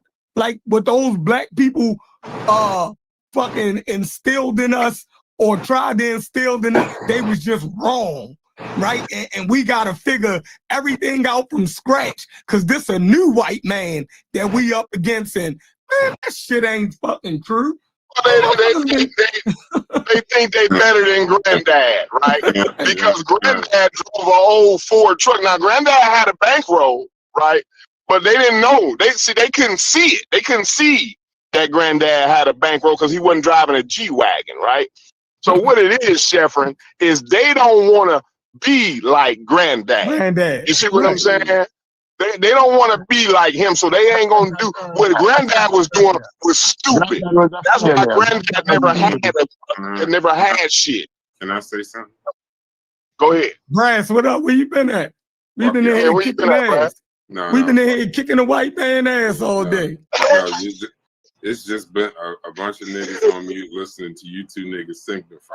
So I just want to, and I'm gonna stand on my square. I don't got the patience for these conversations no more, so you're gonna hear me a lot less. I'll record it if y'all ask me to. Okay. But I have to say, some people grandmothers ain't shit.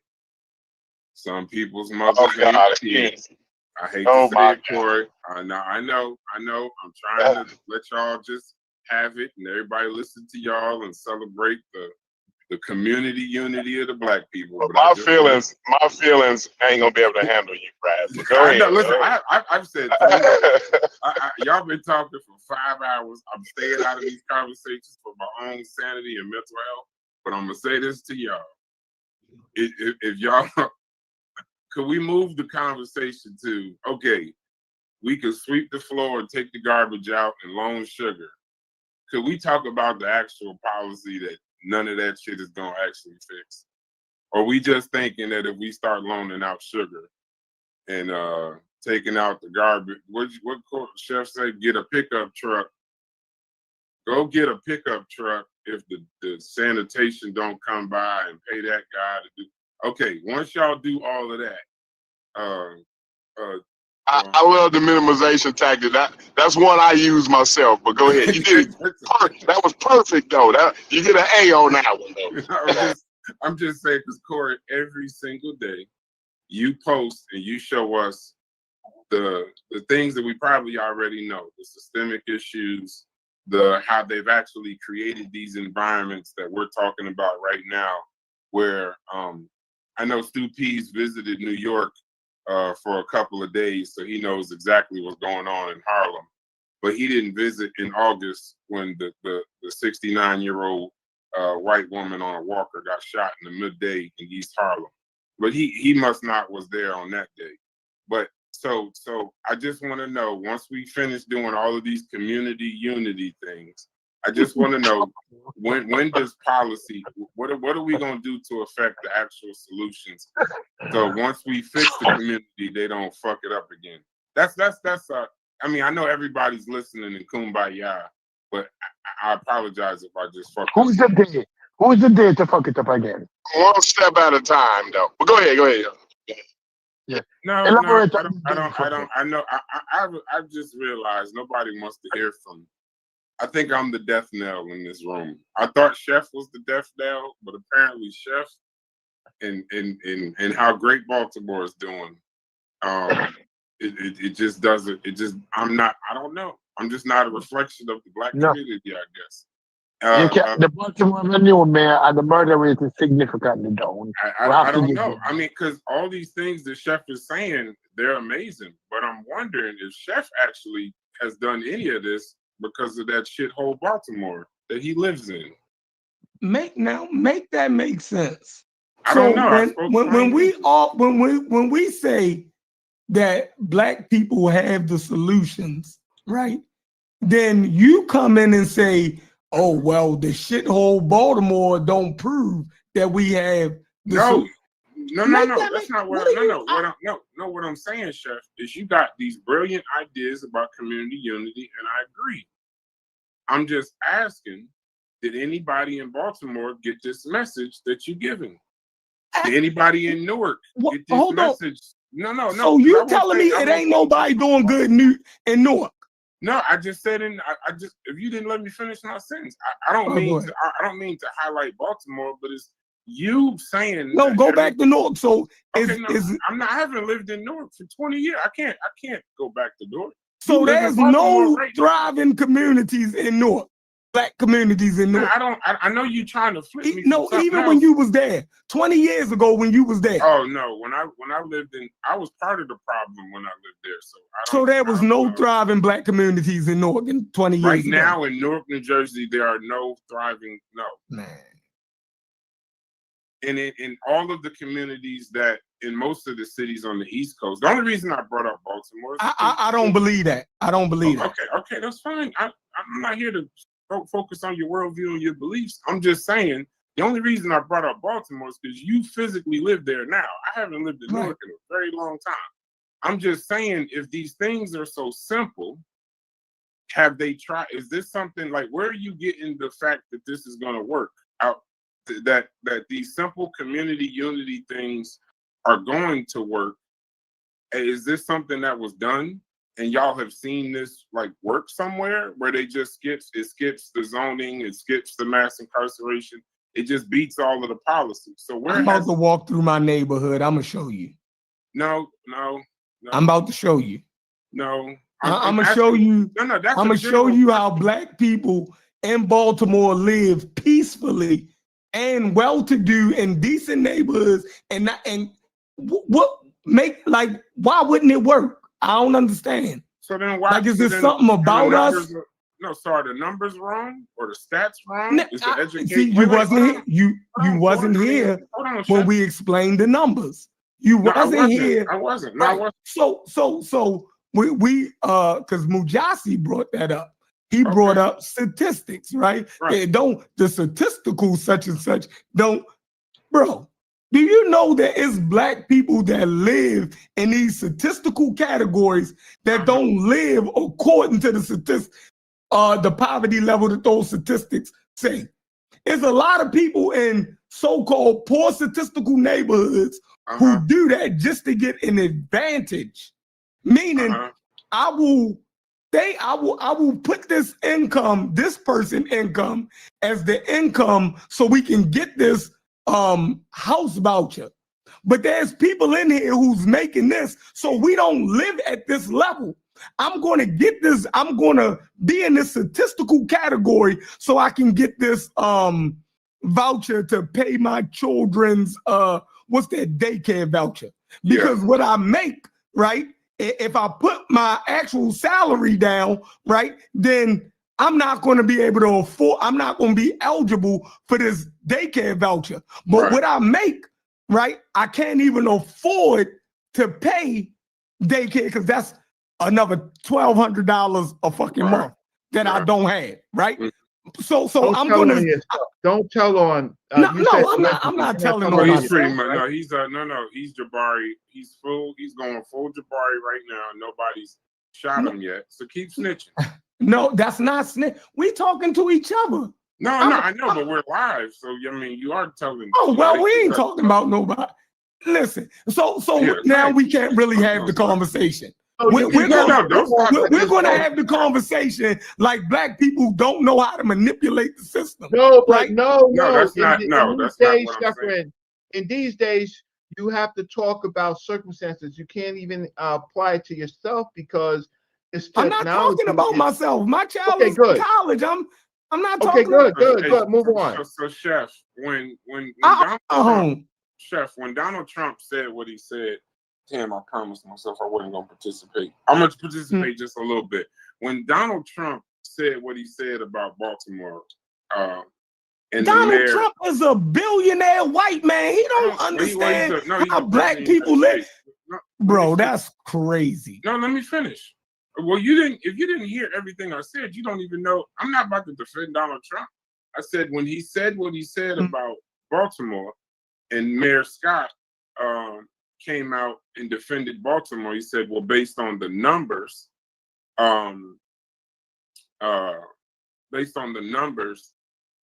Baltimore is doing so much, it's doing this, it's doing that, this, that, and the other. And the old black lady came out and said that mayor doesn't know what the hell he's talking about. I've been living here for 50 years. Those numbers have to be incorrect. So are the correct numbers the fucked up numbers, or are the bad numbers the fucked up numbers? Which one is the fucked up numbers? Because Trump, if I he's mean, Scott defending, said Trump was wrong, but then the citizens got on right. TV and in the news article and all said, no, it is fucked up here. I don't think Baltimore. I don't think that the lady. She's like 70 years old. I'll go get the article again, but she said it herself. She said, well, if that's what the numbers are saying, it's not indicative of what actually is going on because it's fucked up here. That's what she said. And she's lived there for over 50, 60 years. So is this a politician's argument or no? like, You was just saying the stats. No, you was just saying that the stats. I'm saying, are the good stats wrong or are the bad stats wrong? no, I'm saying the stats can be what the stats are. It doesn't mean that people are actually that's 100% that's how people are living. That's not their normalcy, right? Like, no, I would agree with. I would like agree with poverty, saying, right? Are we Right. So disregarding the old lady? no, we're not disregarding the old lady. You wouldn't disregard me, right? Right. I'm not. That's what I'm Right. So listening to. if the old lady lives in a community that then went to shit since if she's 70, if her shit then went to shit, right? Then she's absolutely correct. Corey just said when he go by his old neighborhood, it don't look how it looked when he was a child. You dig what I'm saying? The shit then got, everybody can attest to that. So if she's still staying in the same neighborhood that went to shit from when she can remember to what it is now, then yeah, she will be telling the actual fact. But if I walk through my community in Baltimore, I can say we uplifted our shit. We kept a standard around this motherfucker. We didn't allow it to go to shit. And What how? community are you in Baltimore? Because Ashburton. Because the Is that people like south, east, north, west? Like how would it be is classified? west. Somebody Is don't live west. Type in Ashburton community, Baltimore, West Baltimore. You dig what I'm saying? Right? And we didn't allow our shit to go to shit. Right? So certain neighborhoods did succumb to you dig what I'm saying? Certain neighbor, and then it's block by block here also. You can have a block of homeowners on one block, you go over to the next block, it's fucked up. You feel me? So this shit, it fluctuates. So I'm not gonna say the lady is fucking lying, but if she's 70 years old and she's saying when her neighborhood was, I guess, good, and now her shit then went down, some people don't have the ability to move or to control their neighborhood. Some people gotta stay there. You feel me? Like I would add, you know, she's 70, which is I'm 60, so she's 10 years older than me. So wow, I'm an old man. So the issue is that I don't know who this lady is, and she's talking about maybe her 4 blocks or 8 blocks, right? She's not talking about all the places in Baltimore, right? So this becomes newsworthy for an agenda, right? You understand news is controlling, and they like what she said, and some other people might have said some other things, but they didn't like what they said. They like what she said because Trump's war on America, right, is in the news right now. He's trying to have an internal war in America. That's in fact what's happening. So it's good for the news, but she's not necessarily in control of the facts, right? Government officials, they're in control of the facts. They look at economic disparity. They look at crime. They look at a number of different factors. And a person like the mayor could say, look, from the numbers, it's better. Now, on a microcosm, it may not look like it's better, but overall, it's better. So that's when an elected official, I don't know if I guess he's the mayor. He does some good things and some bad things, but for his personal things. But I just think that we have to take what this woman said with a grain of salt. Now, here's Trump. Let me tell you Trump now. Trump just got Adams to try to agree to put $200 to $300 million into Fifth Avenue. So he wants to, for his reasons, where his place of business is on Fifth Avenue, he wants to put more money in it, and he wants to take it away from the boroughs that are suffering, right?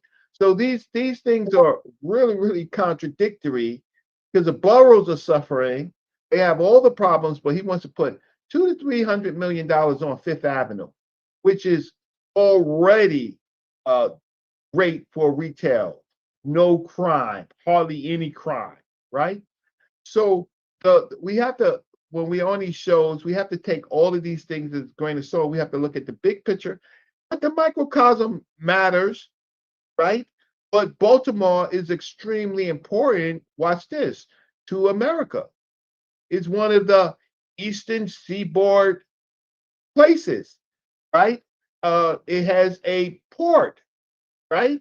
Like Newark. Newark is incredibly important. It has a deep water port, right? Watch this.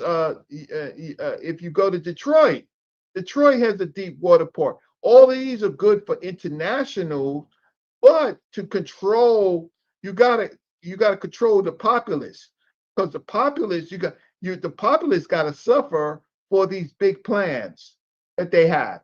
Detroit is basically devastated, but yet it's right next door to Canada. The people can't take advantage of that deep water port. Baltimore too, right? Newark too. Why is Newark in the situation that Newark is in when Newark's port is extremely lucrative? So we have to see, we have to look at the big dynamics. But we're in the muck and the mire for the most part in our communities, but we have the power if we exercise it and we get out of our nuclear family type, because we're not protected like white America or what like white America was. But white America is devastated. They go to these places to buy the drugs, right? I was listening to Nick Fuentes. Crazy how black people are dangerous. Why would you do that? Because why? Because talking to us is normal. Talking to people like Nick Fuentes and the rest of these people, right? When they are wrong and you catch them lovely, then it's much more influential, right? It's much more influential than talking to us about our situation. Nobody listens. But when you say Nick Cannon, you what do you got, an associate degree? You're saying that black people are dumb? But Huh? no, what I was saying, what I mean by why would you listen to him, I meant more along the lines of, I kind of more agree with you on, I don't really listen to those people. I just do the work because their job is to manipulate. At least Yes. Chef, me and Chef may disagree on a lot of things, but he's not going to manipulate a stat. People like him and Sowell and Candace Owens and previously Charlie Kirk, when they talk about the black community, they manipulate some stats, not all, but they manipulate stats for talking points because they're entertainers. So that's what I was saying is, you know, if you work on the policy part, not necessarily talking to them, they're doing that on purpose to speak to their base. But most of the black people that talk, that interface with some of these people, to me, they're not very strategic and not very right. So they let them get away with what? So why would I be interested in Charlie Kirk or Nick Fuentes or Candace Owens?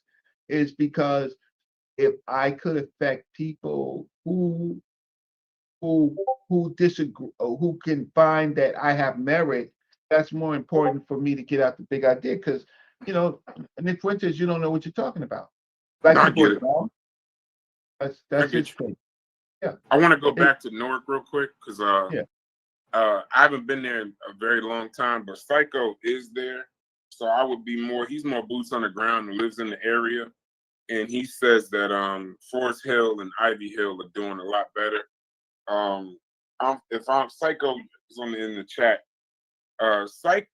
Forest Hill and Ivy Hill were used to be terrible when I was there. So if they're doing better, then I would look at that as as definitely a win. So I would be incorrect in saying there's no thriving parts of Newark because he's on the ground. I'll take his word for it. I know the riverfront is doing a lot better. I know that. I know the riverfront is doing a lot better. So I ain't gonna just speak ill of a place that I grew up at just because I don't know. And I went to I got off at Newark train station. I guess Newark Central. I don't know what it is. Penn Station. Yeah, Penn Station, and it was like it smelled like a slave ship, right? And That was a terrible statement you just made, but go ahead. no, what I mean is people jumbled together. A lot of people are yeah. It smelled like a slave ship. Now the issue is Jesus Christ. What's that? This is Penn. Oh, he got his Y'all dog need out. some lawn. Y'all need some lawn care where y'all at, show severely. You ain't recognized? Hey, mute up, man. This nigga's. Hey yo, bro, they definitely calling police over there where he neighborhood. They definitely calling police over there. Hell yeah. You got a nice Hey, neighborhood. you got a baggie for your dog in case they poop. Steph, your neighborhood actually look just like mine. Actually, that's why. Right, Steph.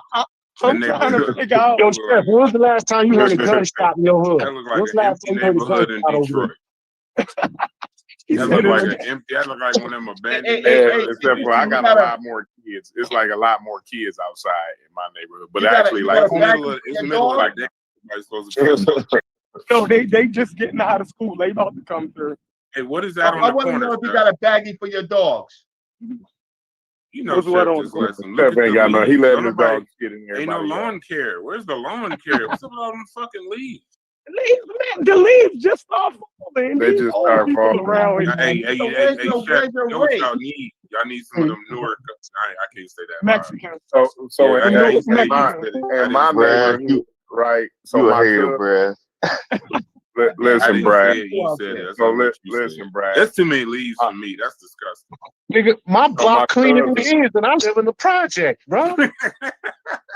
No, listen Because though, these Brad. Baltimore Listen. dudes I'm don't want to listening get to out you. there with their So- rakes. And rake So I do my not want to see cousin, your dog he take a bought shit, the Jeff. house directly across the street from me, right? Uh-huh. His house is direct straight. When you go out my front door, you're looking directly at my cousin's house. Some of that first Now, inside. everybody in my neighborhood, they take pride in raking and manicuring their yard by themselves, right? Now, he is the only one We that gonna get gets, Mexicans. he gets lawn care. Right. He goes and gets lawn care. Everybody, his yard is the cleanest yard in my neighborhood because he got a lawn service. You know what I'm saying? Everybody else do their own shit, but they look at him like, yo, like, what's up with him? Like, everybody looking at him like, bro, what he do? You know what I'm saying? Like, why he gotta have, these Mexicans coming over here cleaning up his yard? Why he can't clean his own yard up? I was like, man, I don't know, cuz, he good dude, whoopie whoop, but I really know, right? We all work for a living, so we can't see paying somebody, Right. you know what I'm saying, to do, cuz don't work. You know what I'm just gonna say that. I'm not gonna say what he do. Y'all some snitches, and for y'all to be talking about Jabari, y'all some serious snitches on this. Y'all snitching like a motherfucker. What's the age of these houses on this block? They're beautiful, but that's old architecture. No, my neighborhood was built for the Vietnam vets. I don't live in a new development. I would not let you. You better get that dog off my fucking lawn. I'll tell you that. Yeah, so my neighborhood was. Look at this fucker. He needs to get that bush off the fucking. What's going on here? They don't know what to do. They got a nice neighborhood, but they don't. Hey, that know what nigga to don't. do. Hey, go back, Chef. This nigga don't even got a driveway. He just got 2 lines. He need to holler at me. No, he got gravel. He got gravel. He gravelled. Yeah. But like Yeah, I these are think paid. They got nice I know neighborhoods. you're a that gravel fucking as a terror with sub 2 for goddamn him, pit Jeff. bulls. They need to get you out of the Brask fucking is neighborhood. king on a different level. They need to get you out. Chef, I think you might be the worst nigga in y'all neighborhood. Get them Yeah, goddamn but actually, that house is pretty damn big. Right there, right? You ain't got no I didn't know muzzles. house is that big on my. We ain't got no in- muzzles on this shit, Reggie. None. It ain't none of that That's a grass. big house. That grass great like a bad Yeah, day. you part of the problem. Yeah, you need to get your Yo, ass. I'm gonna do yo, hold on, I bro. think you live in a better Hey man, neighborhood. come on, than yo, Jeff. Chef, Now that bro. I'm You gotta looking get at a the house, better. they're a You lot gotta get bigger. a better leash than that, man. Man, I like Y'all that. hating Hey, on this man. They complaining about the they complaining about the leaves, but look at the greenery. beautiful neighborhood. Beautiful neighborhood. Fucking crazy. I think it's beautiful. Are y'all fucking crazy? You're walking No, in the that's a middle good- of the that's a street, good you neighborhood, fucking Chef. Go ahead vagrant. and Get out preach. the middle of the street. Listen, that's a I'd good have called the neighborhood. cops on your ass You 10 don't got a minutes hoodie ago. on, do you? Yeah, I got a hoodie on. Yeah, I'd have Oh, called you. I'd have yeah. called the cops on you 10 minutes ago. You walking in the middle of the street with 2 pit bulls. Jabari would have called police on you. Yeah, I ain't gonna Jabari would lie, have called the Chef, police on you that way would like long time ago. No, it's a beautiful neighborhood. No, We that don't is got a a lot of that is a people. nice that's a nice somebody neighborhood. Now might do call me the a favor. police. Now I want you to get in your car and drive 5 minutes and take me to Right. the row houses. I know the row houses. Oh yeah, somewhere. look, hold on. I'm gonna do that for y'all, and I'm gonna show y'all. You got beautiful houses, a fucking row house. But look at the Black Lives Matter. Look at how black people we love each Hey, other. go take We that love sign ourselves. down. That's horseshit. You know what I'm saying? Black Lives Matter. Go take that. Go take that sign down. Red, black, and green. You feel But at me? least that lawn got less leaves on it. Yeah, Tell yeah, these their niggas, lawn, Jeff. their Come lawn, on and they now. got Y'all hate They call a flowers and service. everything, and you Get a about to lawn let that dog take a They shit can't. They on that gone. good lawn. That's the greenest grass in that whole neighborhood. And you got You the gonna let dog them on take that a lawn. shit on it? Yeah, he got his dogs all on their lawn. Look at that. That's Look why at he that. wanted Hey to Mongo, it's neighborhoods and gentrification. Look at them old ass trees. Y'all better not Yeah, ever bro, come this to tree's about 100 years old, bro. them motherfuckers dead. Damn, bro, he trees, ain't got no parked on the street. the That's a trees ain't See, fucking I like dead. them older What that neighborhoods. sign? What that sign say? Even What that the sign? the Speed, buildings speed that bump. they did was Oh getting yeah, good. no. If y'all got a speed hump, it's something hidden in there. Y'all got some problems, bro. Yeah, because motherfuckers know it's If you kids can't that drive play. through that No, motherfucker, it's kids We that got a play. speed bump too.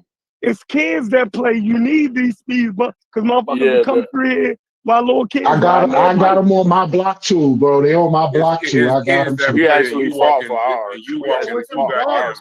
pit bulls, and it's kids who play. See, niggas can't even fix the problem. If niggas is fixing the problem, y'all still got Hey, there now complaining. wait, They go put to the speed left. Go to the left. That's a lawn right there. See, that's what I'm That's a talking about. lawn. Yeah. That's See, a lawn. yeah, That's hey, a green. That's green. Oh, That's that's a a lawn. beauty. Yeah, that's a beauty. That's a beauty there. Yeah. motherfucker Get look out That's a the beauty street, you there. fucking vagrant. Where are you at? That's a beauty there. Yeah, Chef. ass. Them Bro, houses was way go to bigger the than my. gate, Yeah, you bro. live in a better neighborhood than me. What the fuck kind of architecture? And see, that's a house. What kind of architecture is that? that's like Latin. Yeah, that's It like was some like that's like some Pueblo action. mm, yeah, these You like just Latin. So they all Yeah, them. switch up. They switch up from block to block. but see, these You know what motherfuckers I'm are saying? smart. They got rid of them damn That's dangerous plaster ass work. trees. You know, that's plaster work on the outside of them house. That costs money. That costs money to get like they Plaster work. redoing this one. I'm about to walk down here. They redoing this one. You Yeah, feel me keep down walking this because I told and the authority. You know, I the could do authorities you're gonna be plastering, but 2 I blocks am not over in 10 trained in minutes. that. But we my union is in with the plasterers, right? But Hey, Chef, I I'm gonna ain't tell you trying right now. If you walk down the middle of my street, you got 30 seconds. I'm telling you right now. If you walk down the middle of my street with 2 pit bulls, you wouldn't last 30 seconds for the police to say, license them. What the fuck are you doing here, hooded boy? so so what it is like some of these houses, like, cause they all plaster, like these motherfuckers is like hard. Like if you buy this motherfucker, the you gotta upkeep on maintain it, it. yeah, you gotta maintain it, right? Yeah. So this one right here, somebody is, you know, these Motherfucker people cut right the here, grass and just left the shit there. they redoing this one. But Plaster, it's yeah. costing so much money for them to, I think somebody brought it and they ain't had the money to fix this bitch up. Don't They nobody done live in that stopped house, work right? on it. Yeah, this the one they working on. They Yeah, I'm about to fixing it stay up. the side of that motherfucker. Yeah, You know what I that mean? it's big money in that plaster Yeah. too because you got to maintain it. That's one thing Yeah, about Why you plaster. got? they Why are working. so many Aztec kind of Hispanic looking houses? Is this a Hispanic neighborhood? No, they Oh black my black God. people. This It's just Don't the look like other that. That looks Yeah, like something it was. out It of just, a Mayan ruin. so it was. Turn my It camera off. was a time when that That architecture shit was was real popular. Y'all ain't noticing houses don't be spread. Black, you can't say Baltimore she told in the morning. No, that architecture was real popular at one time, like in the early '80s, late Chef, '70s. Psycho said, "I wouldn't feel safe for that neighborhood at these times. You braver than me." We got a town right outside of Newark. Right outside of Newark, you got Newark, then it runs Irvington. But then if you keep going further up Springfield Avenue, that town look like Maplewood, New Jersey. Here, I'm looking. That's got a nice park and all of that. But if you drive down Springfield Avenue, you're fucked. Yeah, that's everywhere. That's everywhere here. That's not You know here. what I mean? If I go 6 blocks and west, I can take you into the hood. You dig what I'm saying? So it's like, you know, it's scattered like that. You know what I mean? But even the hood that's adjacent to this ain't that fucking bad. You got to go downtown to get into some. Well, it's levels. You know that though, Chef. It's And the levels. majority Like of your Maplewood, you got Maplewood, and then you got Irvington. You got Verona up there. But the closer you go into the inner city, the further, like, it's a bus called the 25. The 25 will take you from the Penn Station, what Reggie described as a slave ship. And Psycho, I hope you remember that Reggie said Penn Station is like a slave ship. And then if you ride the 25 all the way up Springfield Avenue, you'll pass the high school. The high school's in the hood, but it's like a nice school, St. Benedict's. But if you keep going all the way up, it'll seem like you're seeing the levels of poverty get less and less, and then you'll get up by the Maplewood bus station, and then you're in like Columbia, Verona, real nice neighborhoods. But those you could just ride the bus and you'll see it yourself.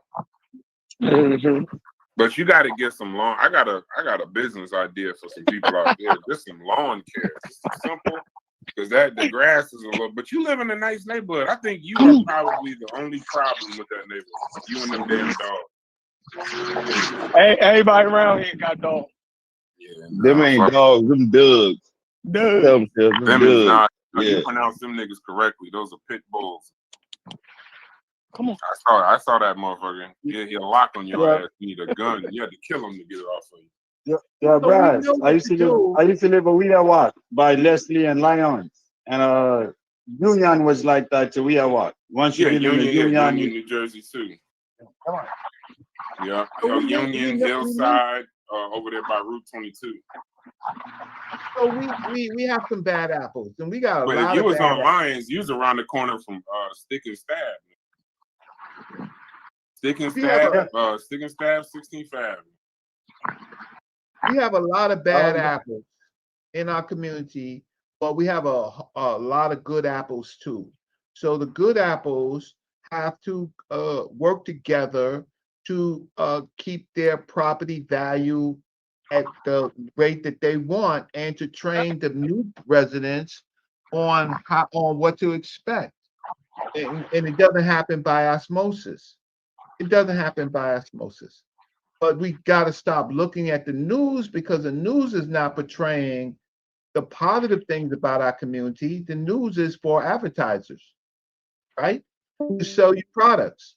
So they're going to look for problems so that they can sell you, products. So if it's health issues that they health medicine is the biggest advertisers. They love problems, right? And so like my neighborhood, Reggie, if I was to sell my house right now, I couldn't even afford to move back in this. Nope. No, absolutely. You feel me? Like that's how crazy shit is right now. You feel me? Like I couldn't even afford to back in this motherfucker if I was to tell my motherfucker. Cause shit went up so motherfucking, you know what I mean? Shit. Yeah, these brownstones. that shit. In the 80s, barber money. in the 80s, you could buy a brownstone in Harlem for $30,000, $40,000. Today they're worth $3 to $4 million, and right. And They still got so some that- decent ones for But there's a 1.5, reason that was 1.5, worth that price in that age because of the violence and the cracking out of the forgery around here. Don't act like they were just worth that. Hey, say that again. I don't understand. He said they was down because of all of the fuckery that was going Right, on in but that that's fucking by community. that was by design. And then one day, 1 week, all the lights came on, right? All of a sudden, sanitation was going down the block. This is with Charlie Rangel's empowerment zone, right? All of a sudden, Harlem changed overnight. Property Y'all going value. back in the yard. I just wanted to walk through. Y'all going back in the yard. I'm going to play video games. Come on. But tell them the truth about the brownstones too. Remember, a lot of people that don't know Manhattan and Harlem, Harlem is just Manhattan. They just call it Harlem. Is this 212? So you're not going to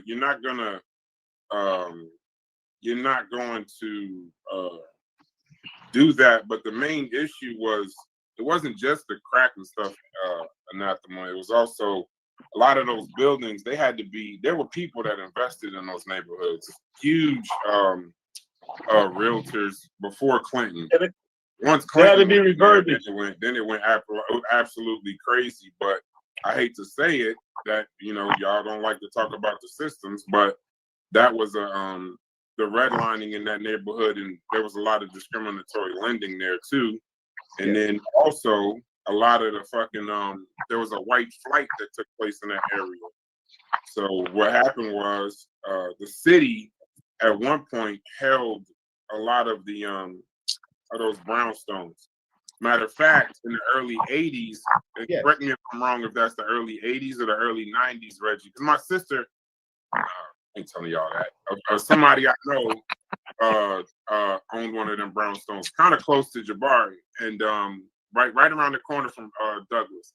And there was a lottery of those brownstones in like the early 80s, early You're absolutely 90s. right.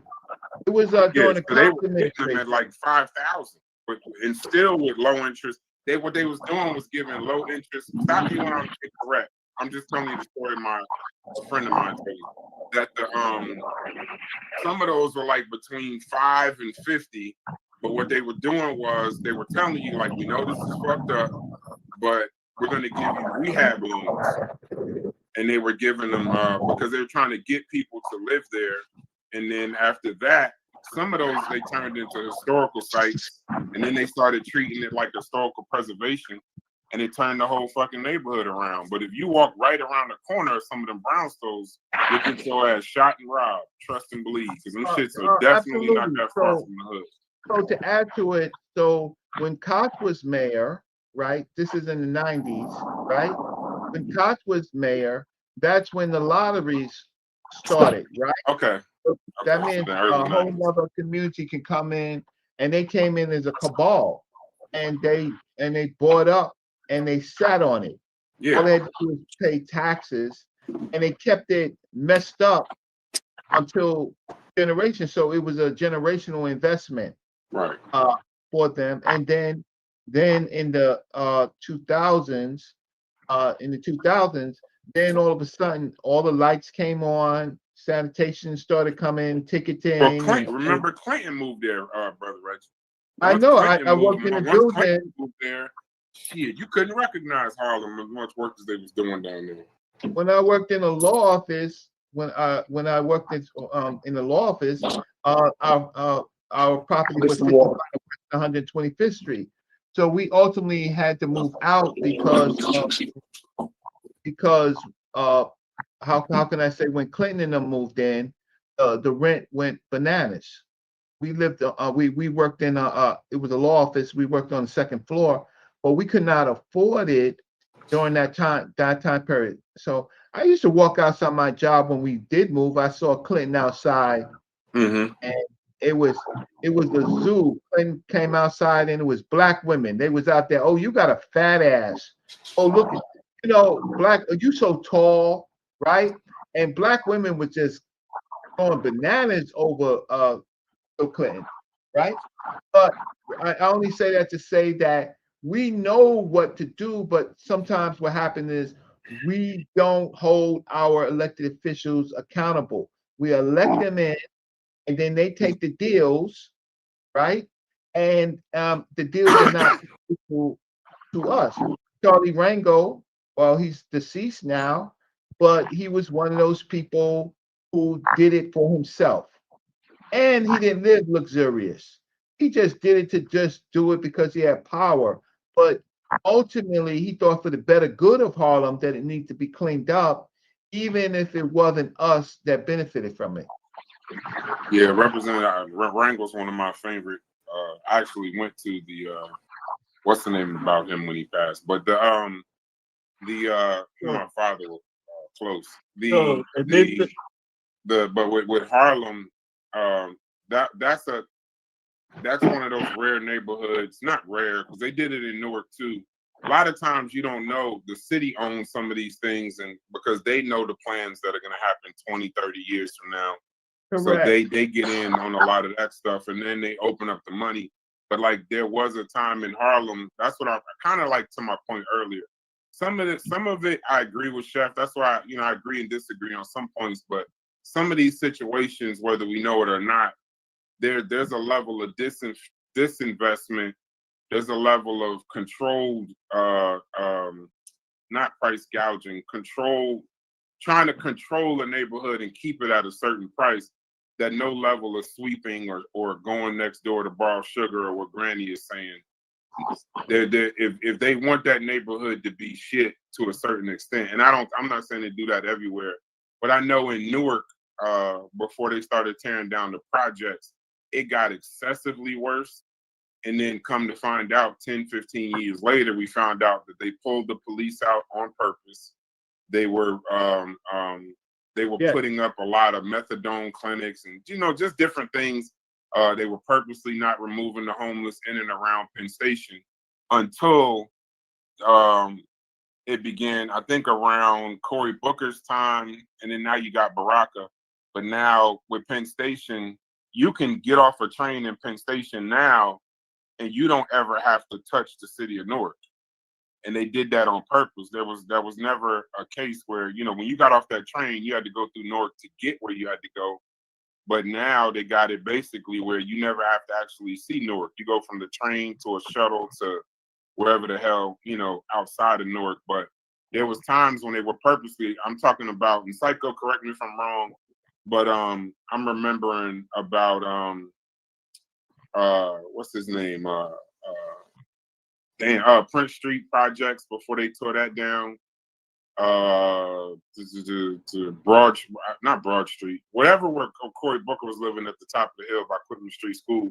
There were just areas where they just left it abandoned, like Detroit to an extent. If you drive through Detroit, there's certain neighborhoods in Detroit, like Hell's Night, night before Halloween, where it just doesn't matter. It's just the neighborhoods are just fucked up because they got some nice houses in Detroit. They do, but the problem is that shit is abandoned. It's abandoned. But you can look at the architecture. Urban Turner, that's where it is. Like that's some nice, man. God dang. No, it is, but what it is Detroit. That's fucked up. They let that city go like that. Nah, that's that white flight when GM left Detroit. The white people left Detroit, and then the city just stopped investing in it, and they stopped putting police in there, and they stopped doing that. Now, where I'll give credit to Detroit, residents of Detroit, they held on for a very long time. They policed their own neighborhoods. In Detroit, they got this thing called Devil's Night. It's a Midwest thing, but I think they have it everywhere. But in the Midwest, it's so many abandoned neighborhoods. What they would do on Devil's Night is they burn these abandoned houses down. And people thought it was just like, arson and it was arson, obviously, but people were just doing it on some criminal shit, but they really weren't. What they were doing was there were a lot of crimes being committed in those houses there was a lot of rapes and drug use and stuff like that. So there were people actually going around burning them down. Like, well, if they're not there, then it is what it is. Because the problem, not the problem, but the challenge in Detroit is you could drive blocks. Like, that block, what Chef just did, how he just walked that whole neighborhood. Yes. You could do that for 10 minutes in Detroit and never see a person, but see houses just like that. But just nobody lives there because you'll be underwater. It would make no sense to buy it and live there because you'd be living there by yourself, and that's just not safe. Hey, not safe. So but they're holding it for a whole nother time period, another generation. Yeah. Just like Harlem. Harlem was a hold so it wasn't by accident that the drugs flew into Harlem. It wasn't by accident. It was purposeful. Why? Because it's part of Manhattan, right? You have a Fifth Avenue address, a Park Avenue address, right? Madison Avenue address, right? In Harlem. And so when the lights came on, the property value increased, and those people living like 5 or 6 in a house apartment in Manhattan could now come to a Harlem and expand, right? And so it became an investment corridor. So we know what to do. It's just that we have to get control over our elected officials. No, we just got to sweep, Reggie. All we got to do is sweep and loan sugar, right? Well, no, we have to do. Unfortunately, we need a plan. No, our grandmother. No, brother Reggie. No, we got to sweep. We got to listen to what our grandmother told us, and we gotta do it all ourselves because there's nothing that we can't do, without ourselves, Reggie. Don't try to talk about policy, bro. You'll get killed for it. So hold on. So in Harlem, y'all didn't elect your own city councilmen and aldermen. I don't know. And stuff like that. So I'm trying. Yeah, I'm trying to figure out, like, what happened where y'all was just not in control no more. Like y'all ain't have nothing to do with what the fuck happened in y'all fucking Harlem no more. Okay. Well, okay. So there were families. There was like the Keith Wright family, right? Virginia Fields. That's the funny thing is when I first in the 80s, I worked with on Virginia Fields candidacy. I signed petitions and stuff like that. But what happened was that there was a bigger plan, a city plan, and so our elected officials could not. It was overwhelming. Harlem was just overwhelming with drugs, right? And so it was even difficult for them. But it was the community that didn't have a reason to pull together, and there was a lot of churches and things like that, but there was no group organization, no plan. And so and then it was overwhelming because of the external forces of drugs, right? The drug trade was treacherous in Harlem, right? So it was just a no-fly zone really for a while, except for the 125th Street, 116th Street, 135th Street, right? Those major corridors, you didn't live there for the most part, but you were safe, right? Inside the blocks, 118th Street, 117th Street, 134th Street, those places were, and then there was the projects. They were treacherous, grant projects and stuff like that, right? It was just dangerous, right? So what happened is it wasn't enough people who wanted to give up their time to do civic duty, right? And community duty right? Leaving it up to other people, right? And so the most resilient communities are communities where the people themselves go and do civic activities, right? And then they can become models, and then they're spread. So and then when the property value shot up, people had to leave, so they went to Queens, Bronx, back to Brooklyn, and things like that. And so, but Harlem is like, Black Wall Street, a corridor. Yes, we had elected officials. Yes, we had city council people, right? But we didn't have enough we didn't have an army of community people that was resilient enough. We had block, if you go, on Harlem Day and stuff like that, you see block associations. That was the best that we could do, but we had no real leadership. Leadership was fragmented with churches and church leaders and things like that. We didn't have real political leadership. And those who did it, they want to get paid for their services. They don't want to get free. They don't want to do it for free. They want to get pizzed, right? So they joined these parties so that they can get paid. But that's not a problem with just we can see it in our communities when we want to look at it. But the problem is with white communities too, right? In Manhattan, in New York, right? The problem is all over. It's what does the humanity or people or humans living in this, I know we work hard, right?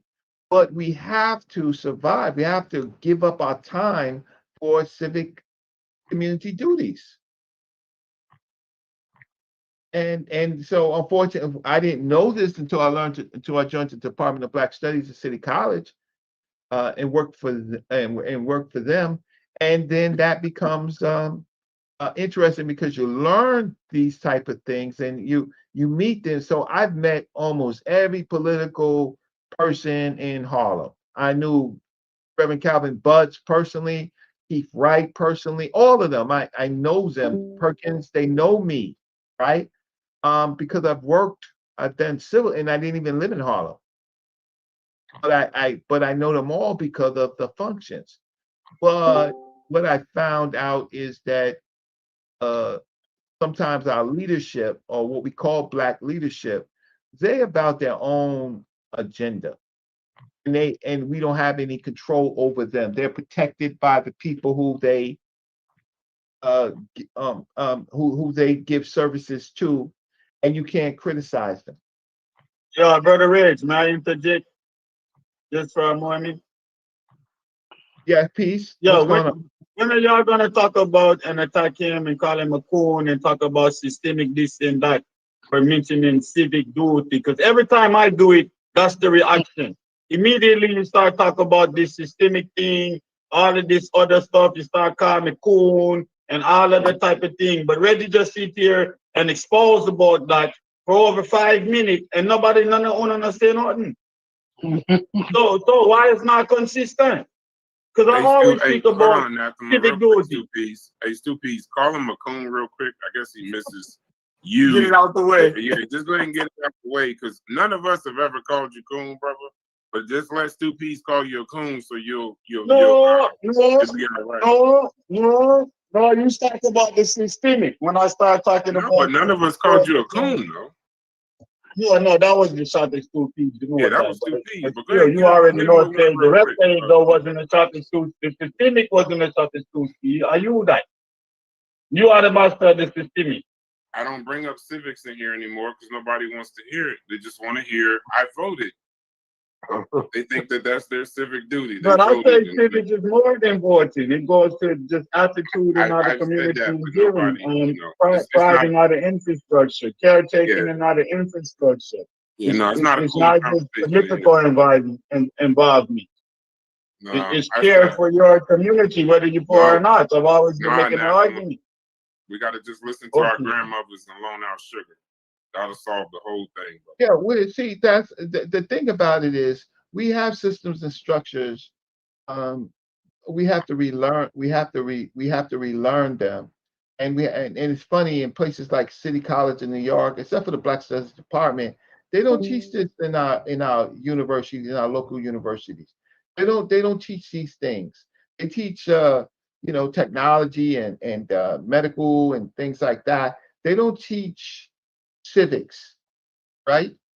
And the funny thing is we have tens of thousands of educated uh, uh, with degree young Black folks, but they can't get jobs in this. So they haven't figured out that they can create their own jobs, and some of them are civic jobs, not necessarily entrepreneurial jobs, right?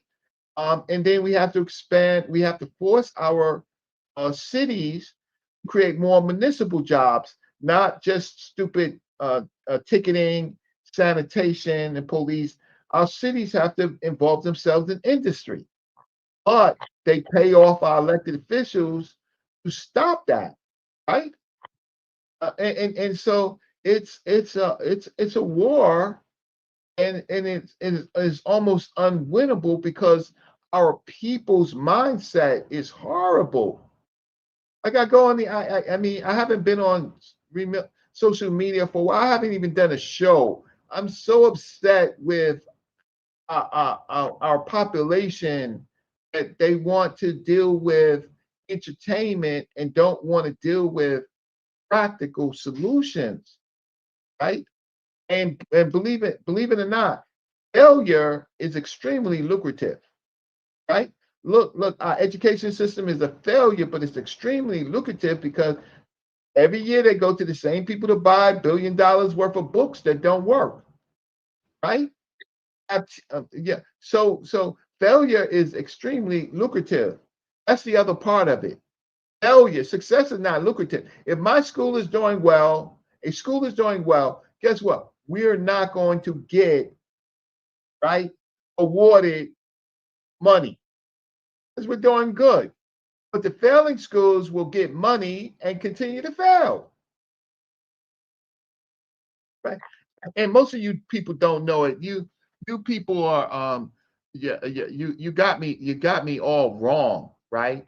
Like when I talk about the Black City Plan, well, most of you people don't know my ex-wife ran for mayor of the city of New York, and my ex-wife ran for the city of New York. I mean, a mayor of the city of New York, and of course I helped her get on the ballot, right? I went out there and petitioned for weeks, right, so that she can get the ballot. Now, what happened was the Black institutional people in New York, the so-called stakeholders, the NAACP, the fraternities and sororities, they didn't allow her to participate in many of the debates. That's why you don't know her, right? It was Black people. They were sharecroppers to Cuomo and to Adams, right? Black people were sharecroppers, and still Cuomo is still running, right? Adams just dropped out of the race, right? Because they made a deal that Cuomo is the best candidate. And these are Black people, right? They gave them the time in their churches and their institutions for Cuomo to be present. And so my ex-wife, right? She Reggie, you should have gone to church. You should have gone to church, Reggie. How are you going to run as a Black politician? Gigs up in New York, Reggie. No, they were the ones who blocked her. She went to Abyssinian Baptist Church. They gave to church. You're an atheist. You should have given your life to Christ. No. My whole thing is I'm a different type of person. Because I saw what they did to her. So those skirt wearing, high heel wearing church people, I'm just waiting for them to come into my sphere, right? When they're not in their church, because what they did to her was they let Adrian Adams speak for 20 minutes. They let Cuomo speak for 30 minutes, and they gave my ex-wife 90 seconds, and then said, "Let the church play say amen," and played the music. So those, and these were, how can I say, these are gatekeepers. Our black churches have become sharecroppers. Not in everywhere, but in New York. It becomes sharecroppers to the establishment so that they can get proposals and projects through the city government.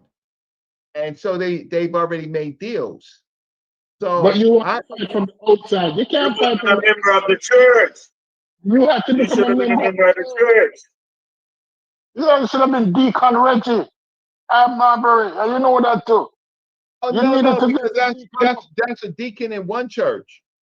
Yeah, but See, then churches you don't like the network with churches. other churches. Then you network Churches with are other not churches. unified.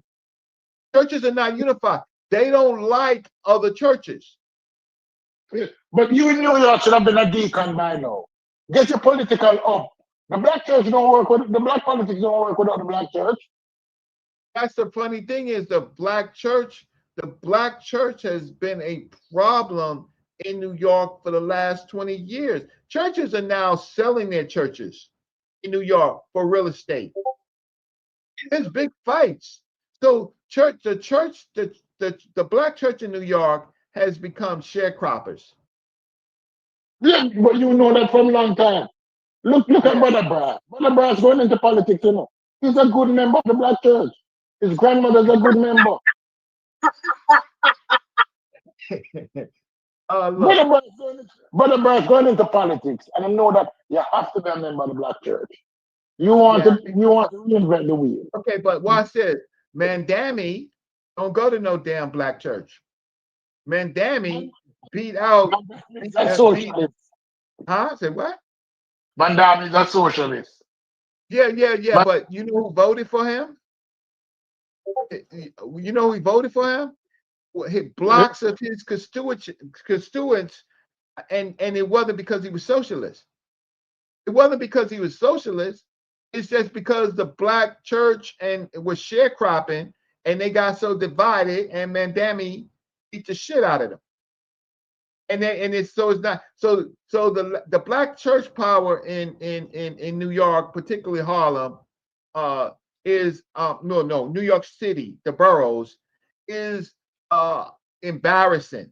They have left, they have lost control. They're nothing, right? Mandami is on his way to win, and he's not a constituent of a major population in New York City. And it's not So because what's he's the problem? So what's the problem? It's just the right place at the right time. And you know that. But your wife couldn't win without the black church. Are you well known in New York? We went to the black churches. She became a Christian. She became a Christian a long time ago. But you should have too. You say You have me? you have been in the political sphere for years, Reggie. You know all of the judges, you know the congressmen, you have meet them. Yeah, I know them all. And you never joined the church? No, man, you're wrong. No, You're wrong. because I'm not their flock. I'm critical. I'm gonna tell them about themselves, which I do. And so That's why I don't have a problem. So I wait for them to come out in the community. Come out in the community, walk down 125th Street or somewhere where I'm at, right? And I'm gonna whisper in your ear, right? That's what Dr. Khalid Muhammad and others taught us. Leave the safety of your deacons and all of that. Walk out in the community, but they don't, because they don't live in the communities. They don't walk down. All right. Yo, brother Reggie. Before we keep going around in our circle, want to ask a question to our panel. Maybe switch the conversation a little different.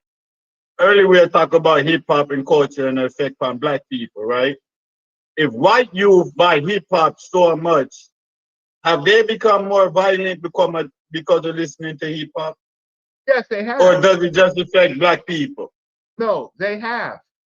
That's the funny thing is the news don't reflect what's happening in their communities. They have come. They're the ones who's wearing hoods, right? They're the ones who's drinking 40s and smoking weed, right? They are doing they're the ones who consume and help the drug dealers in the black populations. Yes, they have become the wording has affected all of America. Anybody else? I want everybody to respond before me, because And I wasn't going you were around in questioning, of circles. course. I'm sorry if you thought I was going around in circles. I'm talking about civics. No, I I'm mean talking you and about- Stupid. I keep going around. I just try to just ask a different question. Does anybody else have an opinion on that question? Reggie here to admit that we need the black church. We have always said we need the black church. I'm trying to get off the church, man. Buckler. Reggie know that we need the black church, but Reggie will die before he said Black we need the churches black in New York are failing. Name a successful black church in New York. They're failing. I'm telling you, Reggie will die before he admit that black people need the black church. He No, will they don't. die. You know? What we need to get, you need them to get politically elected. We just need a church to bury people.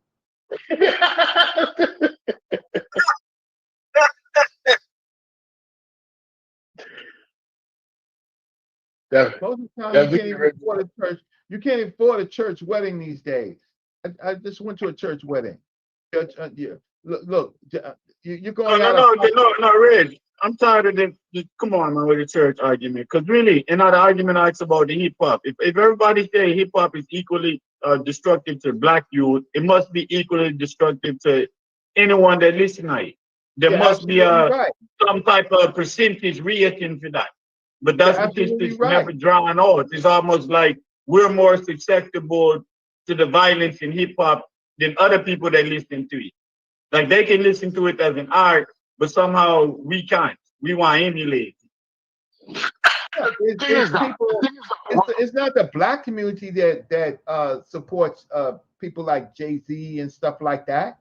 It's when you have these Rock Nation conference, Rock Nation, whatever they call it, Rock Nation concerts, right? Watch it. It's white people, right? Now black rappers can't even fill up stadiums no more, right? Because white people don't want to go. Black people can't afford $200 seats, right? They can't unless you I mean the last concert I went to was Stupid, I see you played a little bit of the beta. You was playing a little bit of the beta the other day. Huh? But you don't let me in. I tried to get back in, but you're not letting me in. Oh no. I'm gonna go and I enjoyed the conversation today. I need you to start going to church for your political agenda. You need to start going to church. It's important to give voice to the voiceless. The black church is important. No, you don't. You listen. You go to the church and you listen to some damn preacher who don't know about Christianity. So be myself. Be myself. They're gonna throw me out the church because I'm gonna say you lie. You lie. You damn lie. Right?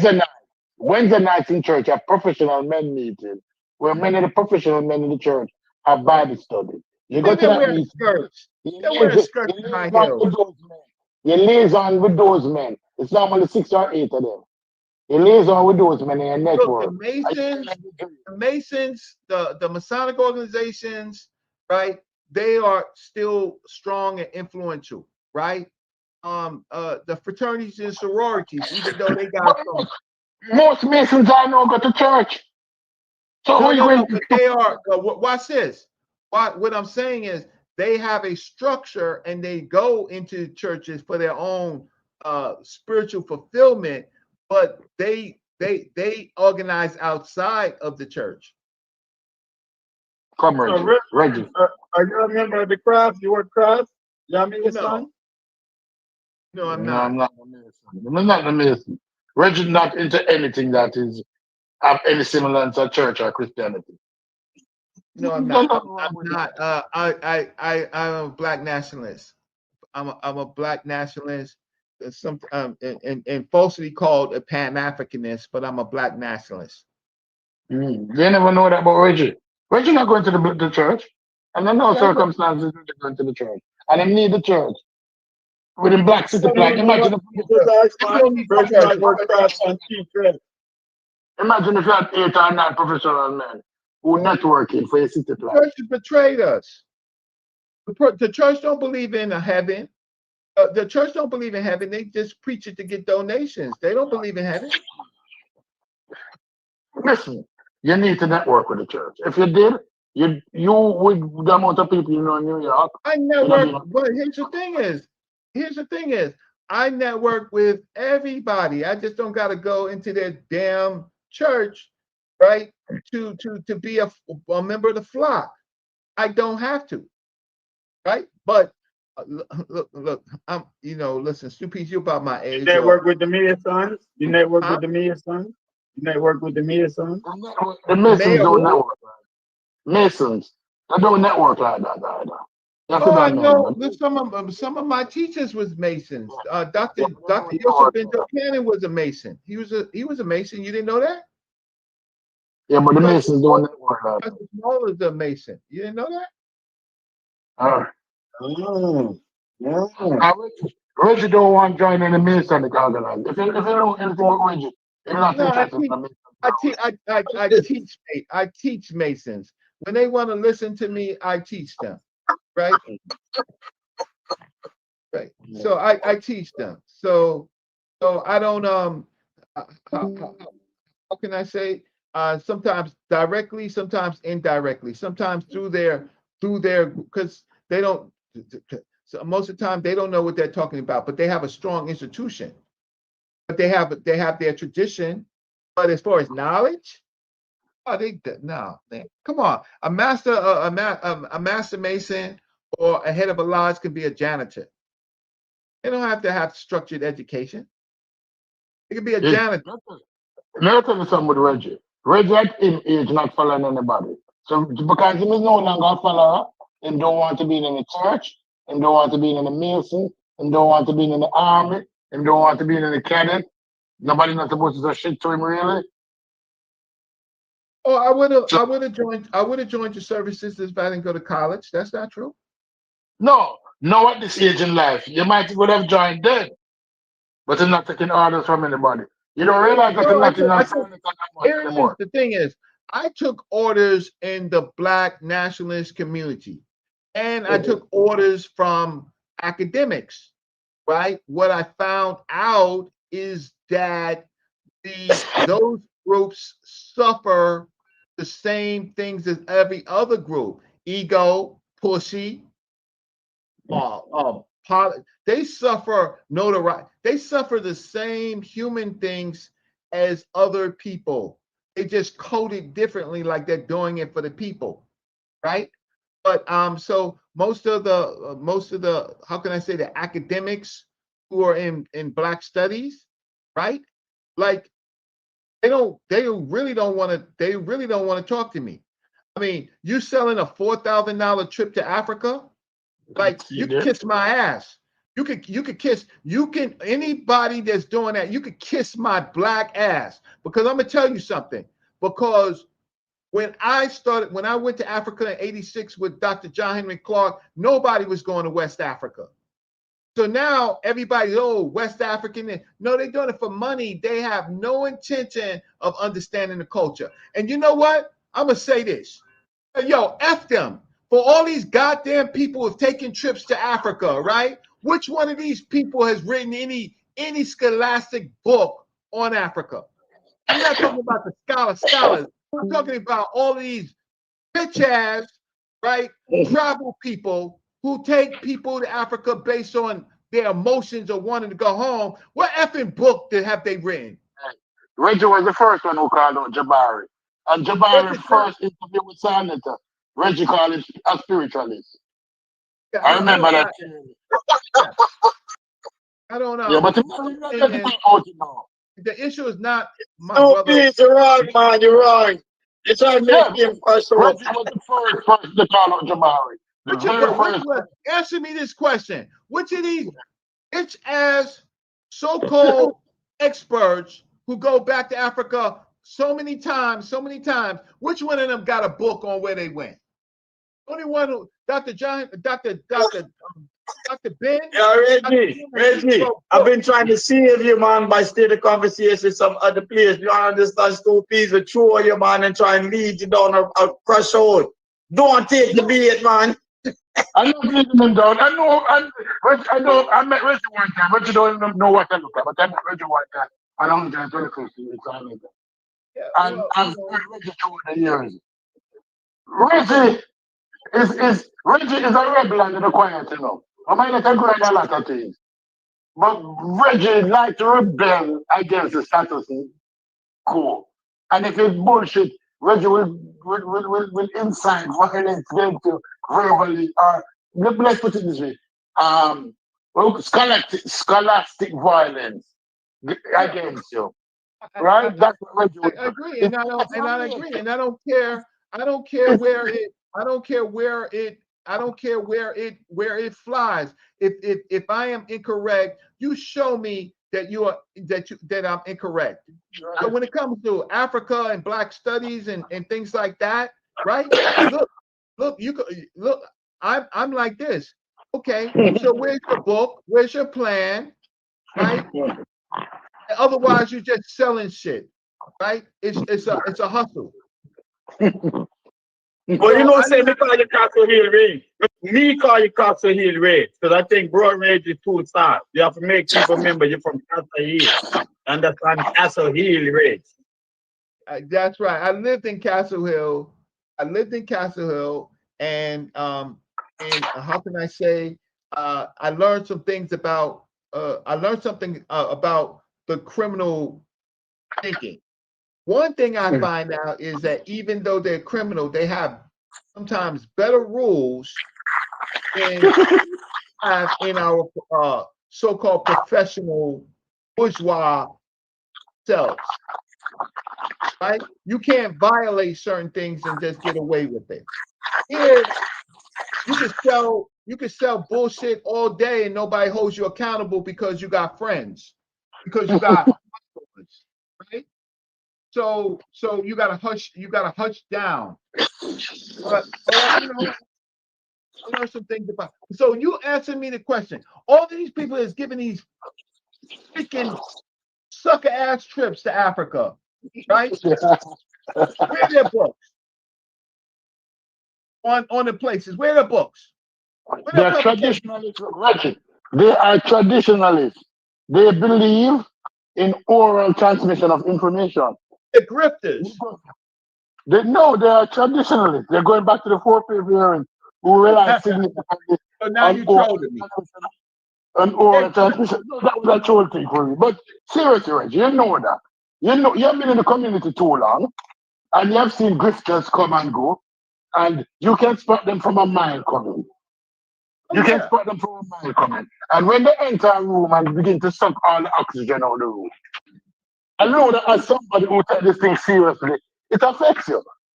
It affects you. No, it affects me because y'all, not you people on this channel, but community chooses people. So they chose people. They chose, like, for example, Frances Cress Wilson, who you critique. They chose her. Umar Johnson. I remember he was a clean-cut dude, right? I remember when they chose him. I know how they chose him. And I know who chose him, right? But they chose him because he spoke well and because he can make them money. They didn't give a damn what he was saying. What he was saying drew people and they can make money from him. And so our organizations that do they chose him because he was a money maker. And he started believing the shit that he was saying. I remember when he became Prince of Pan-Africanism. And if anybody knows me, I remember, and he knows, I don't have a bad relationship with Umar Johnson, but I have an accountable relationship with Umar Johnson, right? I have an accountability relationship with Umar Johnson, right? Just stay in your lane. Don't come by me with any of this Prince of Pan-African bullshit, right? You know, don't do that. Just when you was trying to motivate people to get to school, look, I didn't have a problem with that. I did have a problem with it not working, but don't come to me like you're an intellectual on this, right? Don't do that. And I talk to these people, and I have interactions with them, and sometimes they're not positive. Like, you're not going to be talking to me, and you were born in the goddamn 80s and the 90s about the history of our people, right? Yeah, I'm not going to be talking to a young pharaoh about the history of our people. I'm not going to be doing that. You've never seen me do that, right? Now, some of the other people like Polite, well, Polite was interested in working with me, understanding what I know for his purposes, right? And so I didn't have a problem because he sincerely, when I was dealing with him, right, interested in knowing, right? He appreciated my ideas and my work. He went to the museums with me. He did all of that. But most of you people, not all of you, but most of you people, you're not interested in going to a museum. You're interested in hearing me in a goddamn on YouTube, right? You don't really want to know. You don't really want to see it for yourself. I was talking to somebody in the chat the other day, and I was talking about my work, and somebody brought, yeah, and Jabari said that. I'm interested in going to the museum. Yo, Brother Red, have you ever thought about Brother Red, have you ever thought about doing curating or pursuing a career rather than just doing tours? Listen, I've worked with trying to do this for a number of years, right? I could be lucrative if I did it for white folks, right? But I tried to interact with our people, right? And so this is a career. I'm 60 years old. Respectfully, there's really no career for a 60-year-old person, but I could make more money. But I know if I taught people that didn't look like us, they are more interested and they pay more than our own people. Listen, the fundamental problem I had with you in the beginning, Reggie, is this. Huh? Say what? The first time I met you, I said, this brother bright. That's the first thing I said. I said, this brother bright. But then when I'm starting to watch Silent in the early years, I expected more pushback from you, from the peers, from everybody who was there. Because everybody who was on the channel, and you went to interview a couple of people, you didn't push back as you should. Coming from your knowledge base, knowing that this person is a bullshit. Everybody. I was part of the explosion of debate. I pushed back on all of them. It says like all of them, Brother Larry, everybody, all the Moors, right? All the Muslims. I pushed back on everybody. What do you want one man to do? And I'm not popular. They didn't want me to be popular, right? No, but I did. I have a record. You were the one that Senator called when he wanted knowledge-based information. Right. You were the person who he called when he wanted knowledge-based information. And you were around people, the peers, and the peers were the same bullshit. And you would not push back. You might have debates. It's true. Reggie, I'm not lying on you. I give you a rules. That's like knowledge-based, you're smart. Right? I said the resistance that time is that you didn't push back as you should. Look, Sheffield couldn't go on. You don't understand those streets. The first time Sheffield he was pushing back. You don't understand. First of all, I did have some personal relationships with people. But second, these streets are violent, right? So you have to mitigate what you want to say and try to hold off on the violence. I didn't come to this community to fight, but I've had confrontations. So it's different when you're out there and you can have a confrontation, right? So pushing back for some of these people, that's their career. You know too much people in New York for any of those country bunkings to touch you. No, listen. Everybody out in the street. New York for those country bunkings to touch you. Hey, Only listen, person. everybody out in these streets, everybody out there, everybody on these streets could get sucker punched. And I've been around where there has been lots of violence, right? In the streets on consciousness. So you have to know, you got to know, as the pills say, the ledge. You got to know what ledge you on, right? You got to know, because you're not safe. I'm never safe when I go out there messing with people's religions, ever. Right? Shit, I got hit by a stick by ISUPK, right? A staff, right? You gotta know the. And I'm not talking about that will make you popular. The history you in the streets. You can find. Yeah, you should have called the police on them, Red. You should have called a blood clot police on them. Constables should have come and lock up them. Shit. Hell no. Start that side. They massage you with the almighty stick. Lord will speak. Shit. ISUPK, they hit me with a stick, right? In Harlem. Right now, what it was, this wasn't under the Commanding General Yohana, right? Because, you know, I know him. He went to school with me, right? We know each other from the neighborhood, same neighborhood, right? Castle Hill, Sex, Money, and Murder.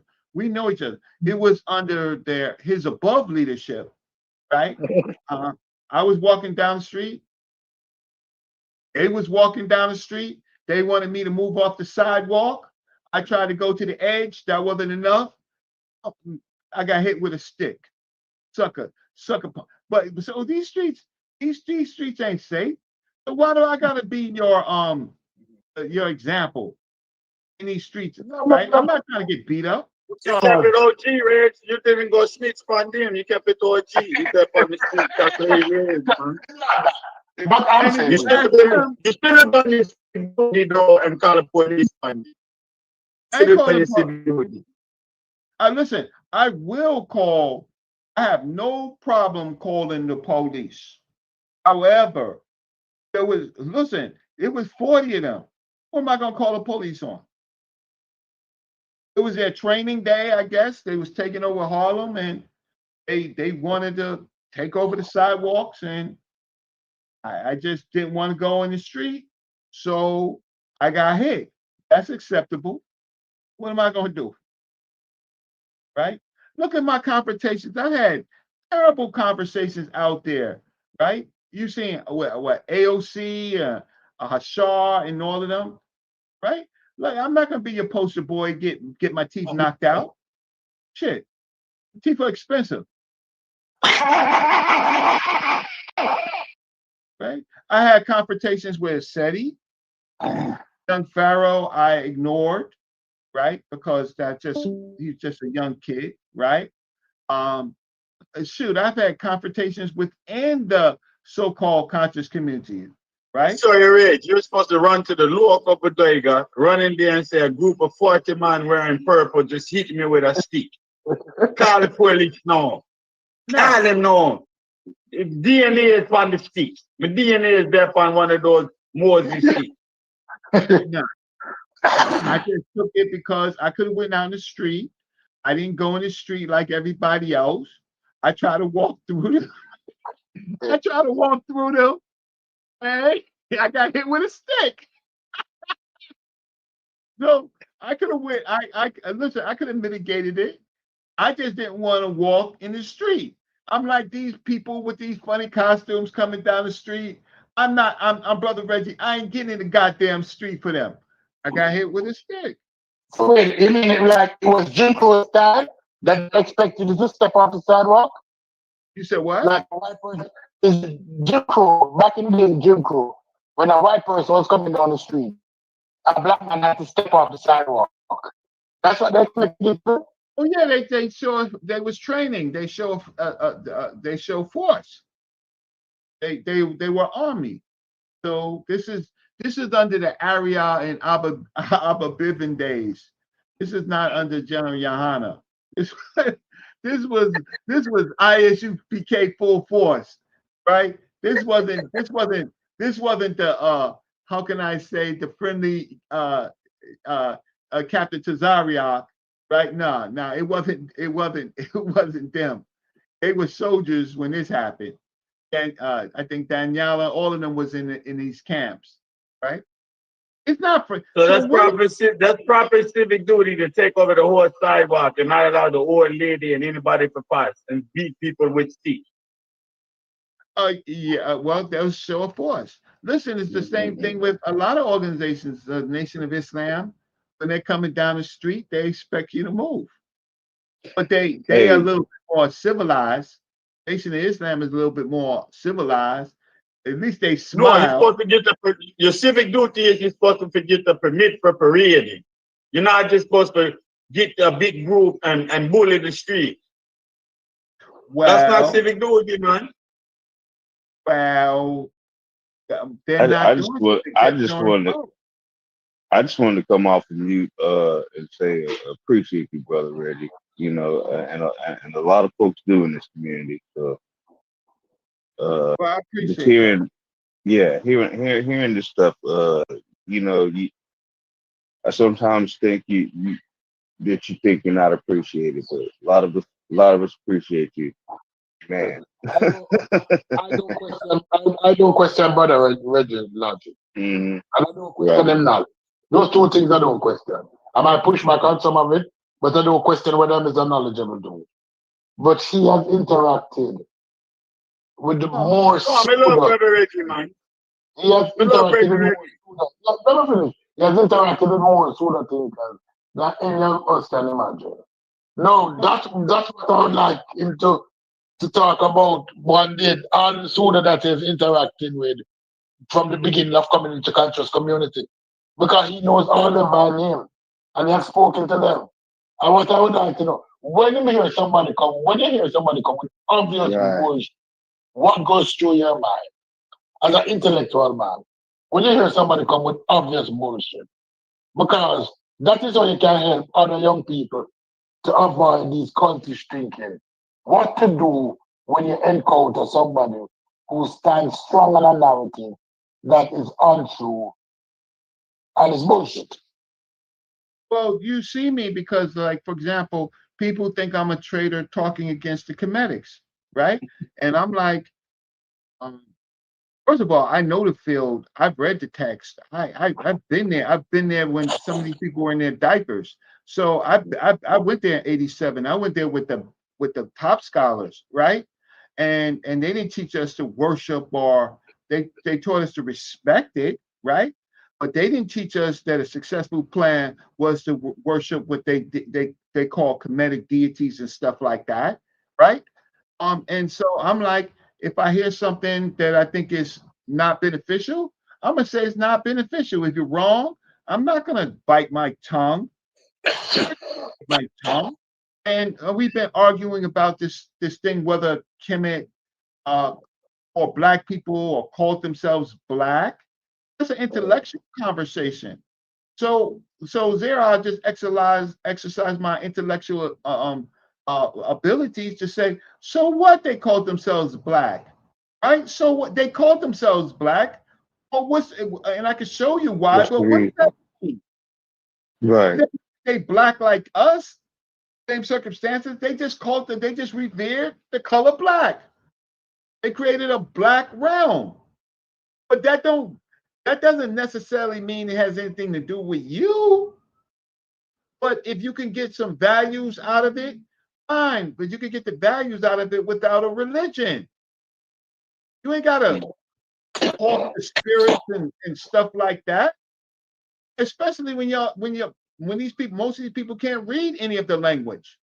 They don't go to museums with me because I'll make them read. I'll stand up there and say, okay, fine. Here's this stela. What does it say? Just tell me nobody's perfect, but tell me what, man, I knew some of these people when they couldn't even show you what Hotep was in the glyph, or Kemet itself in the glyphs. Or that's what I'm talking about, Rich. So, Rich, that's what I'm talking about. It sounds like a joke. right? But when you say broad rage and then your demeanor, right? Especially in the internet world and the platform you was there upon, right? It gave off a friendly presence and people took advantage of that. That's why me always, when I found out you were some Casa Hill, that's why me say, no man, I Casa Hill rage. That's why rage is willing to turn up and you don't understand. But in the platform you was on, you kind of got, you got the nice guy type of vibe going on, you understand? But the platform wasn't fit for that. So people kind of relegated the information because of that perspective of Uno. But I don't think that that's you, because I've always seen you fight and defeat. You understand? Well, I appreciate that, but sometimes you get older, right? And I've gotten older over the years, right? So, but I tell you, if it's bullshit, I tell you, intellectually dress you down. Like what's all this teaching of all of this stuff, and you can't put it in your practical lives, and you need a goddamn costume. Like who you fooling? Amongst all the bullshit,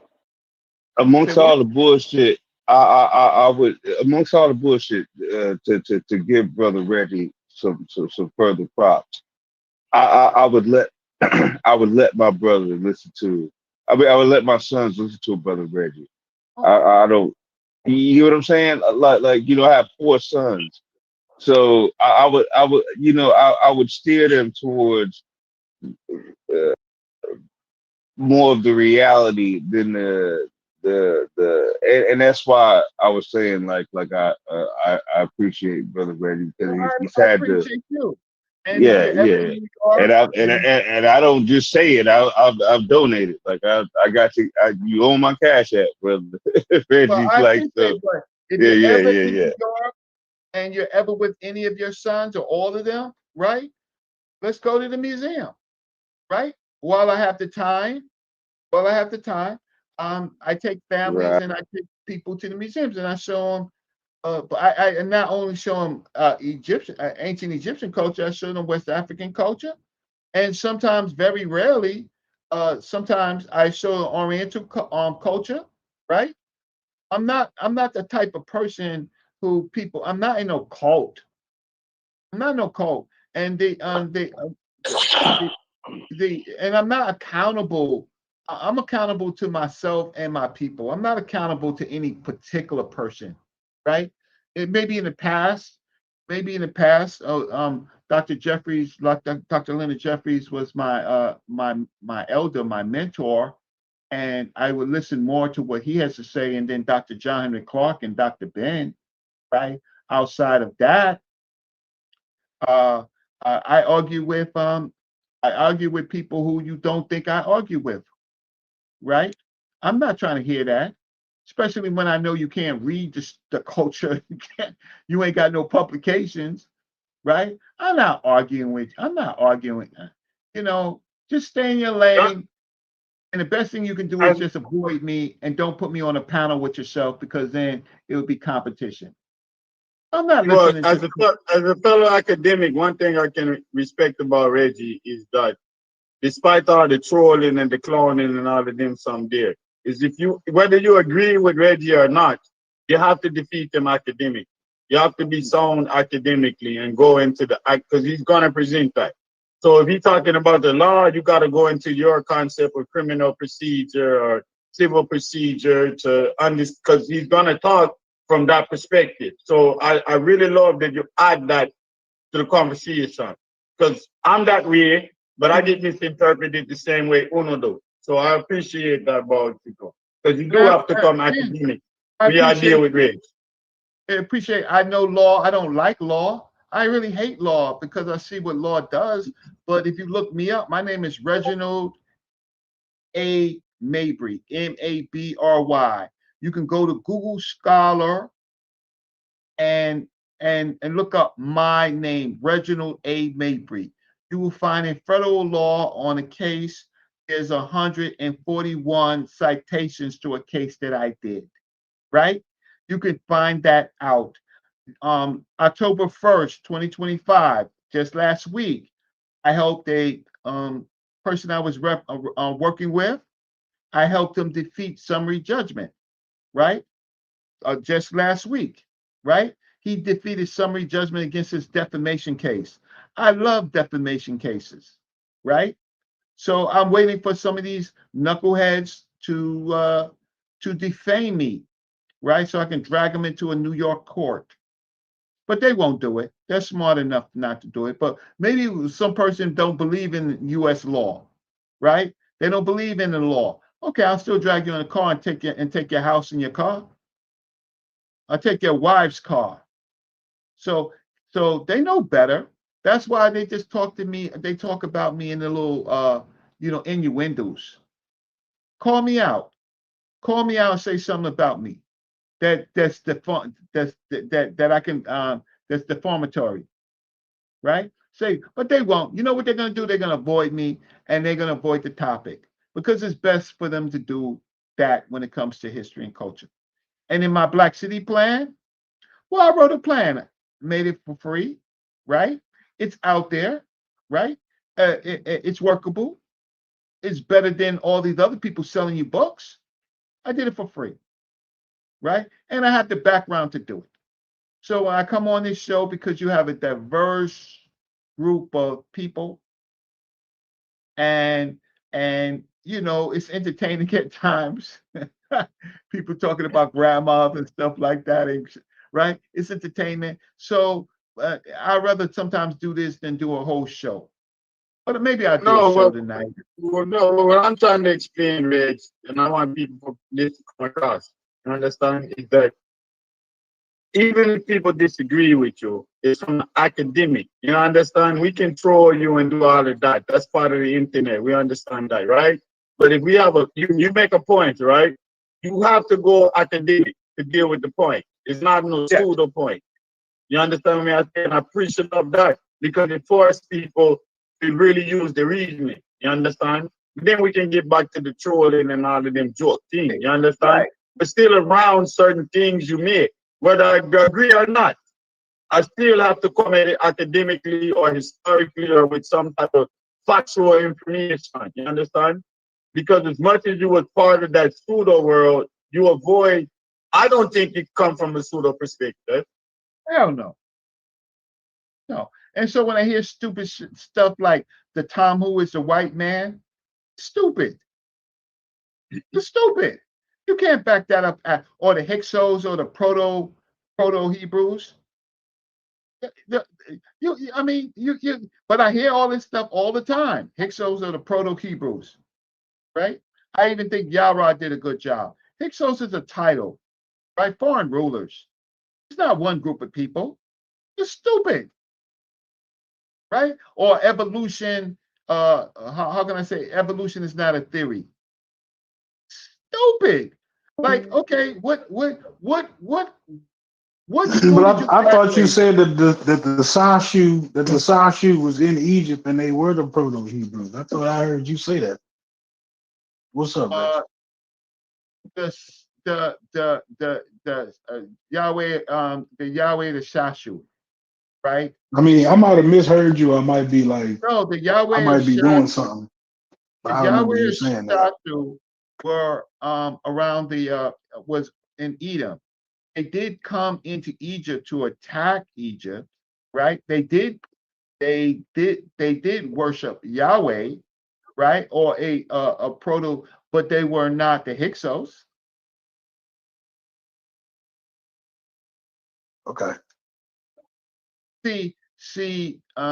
So I would tell you that there's nothing in the ancient Egyptian culture where a group of people worship El or Yahweh. And so if they didn't worship El or Yahweh, right? They worship Baal, they worship Anas, they worship Astarte. So if they didn't worship El or Yahweh, then that defeats the whole Exodus story because Moses did not worship El or Yahweh, right? His people did not worship El or Yahweh. Maybe he might have, when he went to Midian, he might have began to worship Yahweh, but I don't believe he was a character anyway. I don't think he was real. But the fact of the matter is, if El and Yahweh is not worshipped in Egypt, So how do you get an exodus? I got you. So And you're Hebrew, basically saying that those people academic would have never been, they would never been captured they or would held never, they captive never in Egypt. worship El or Yahweh. So they were not. Though it's a story. It's a story told over and over again until it was written. No, you can't show me Moses, even though they talk about Judah and they talk about Israel. Well, guess what? Ain't none of those groups of people mentioning Moses. Where's Moses? When is Moses first mentioned? He's ahead of the Exodus, right? How come he's not known until the 4th century BC? Look it up. So they didn't even know Moses to the 4th century BC? So they can miss y'all can miss me with that when it comes to history. That's simple. No Moses, no El, no Yahweh. Hey, you're not gonna talk to me about, right? You're not gonna talk about, and then misappropriating terms, things like the Talmud, the Tenahu people. We have writings. They're not white. They're not the white man. They're not necessarily even light skinned. Why? Because we have the Nuriwa study. It says most North Africans were dark to brown. So how are you going to run around telling people that these are the Talmud? We can be friends, but my friendship is not dependent on information and all the spooky stuff. Like you can go to the museum all day and you can see these artifacts and you can stand in front of them, but they ain't gonna talk back to you. You better look for some writing to see if you know who the person is standing in front of you, but they're not talking back to you. You're not having a conversation with any of these netters or any of these religions. You're not having a conversation with them. It's in your mind. So why don't we get to something that works?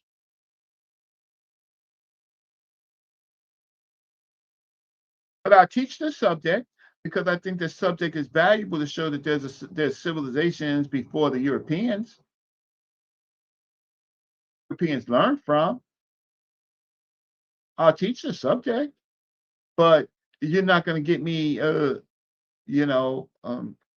standing in front of some object and think the object is talking to me, speaking English. Imagine that. An object is speaking to me, but it's an ancient object and it's going to speak to me in English.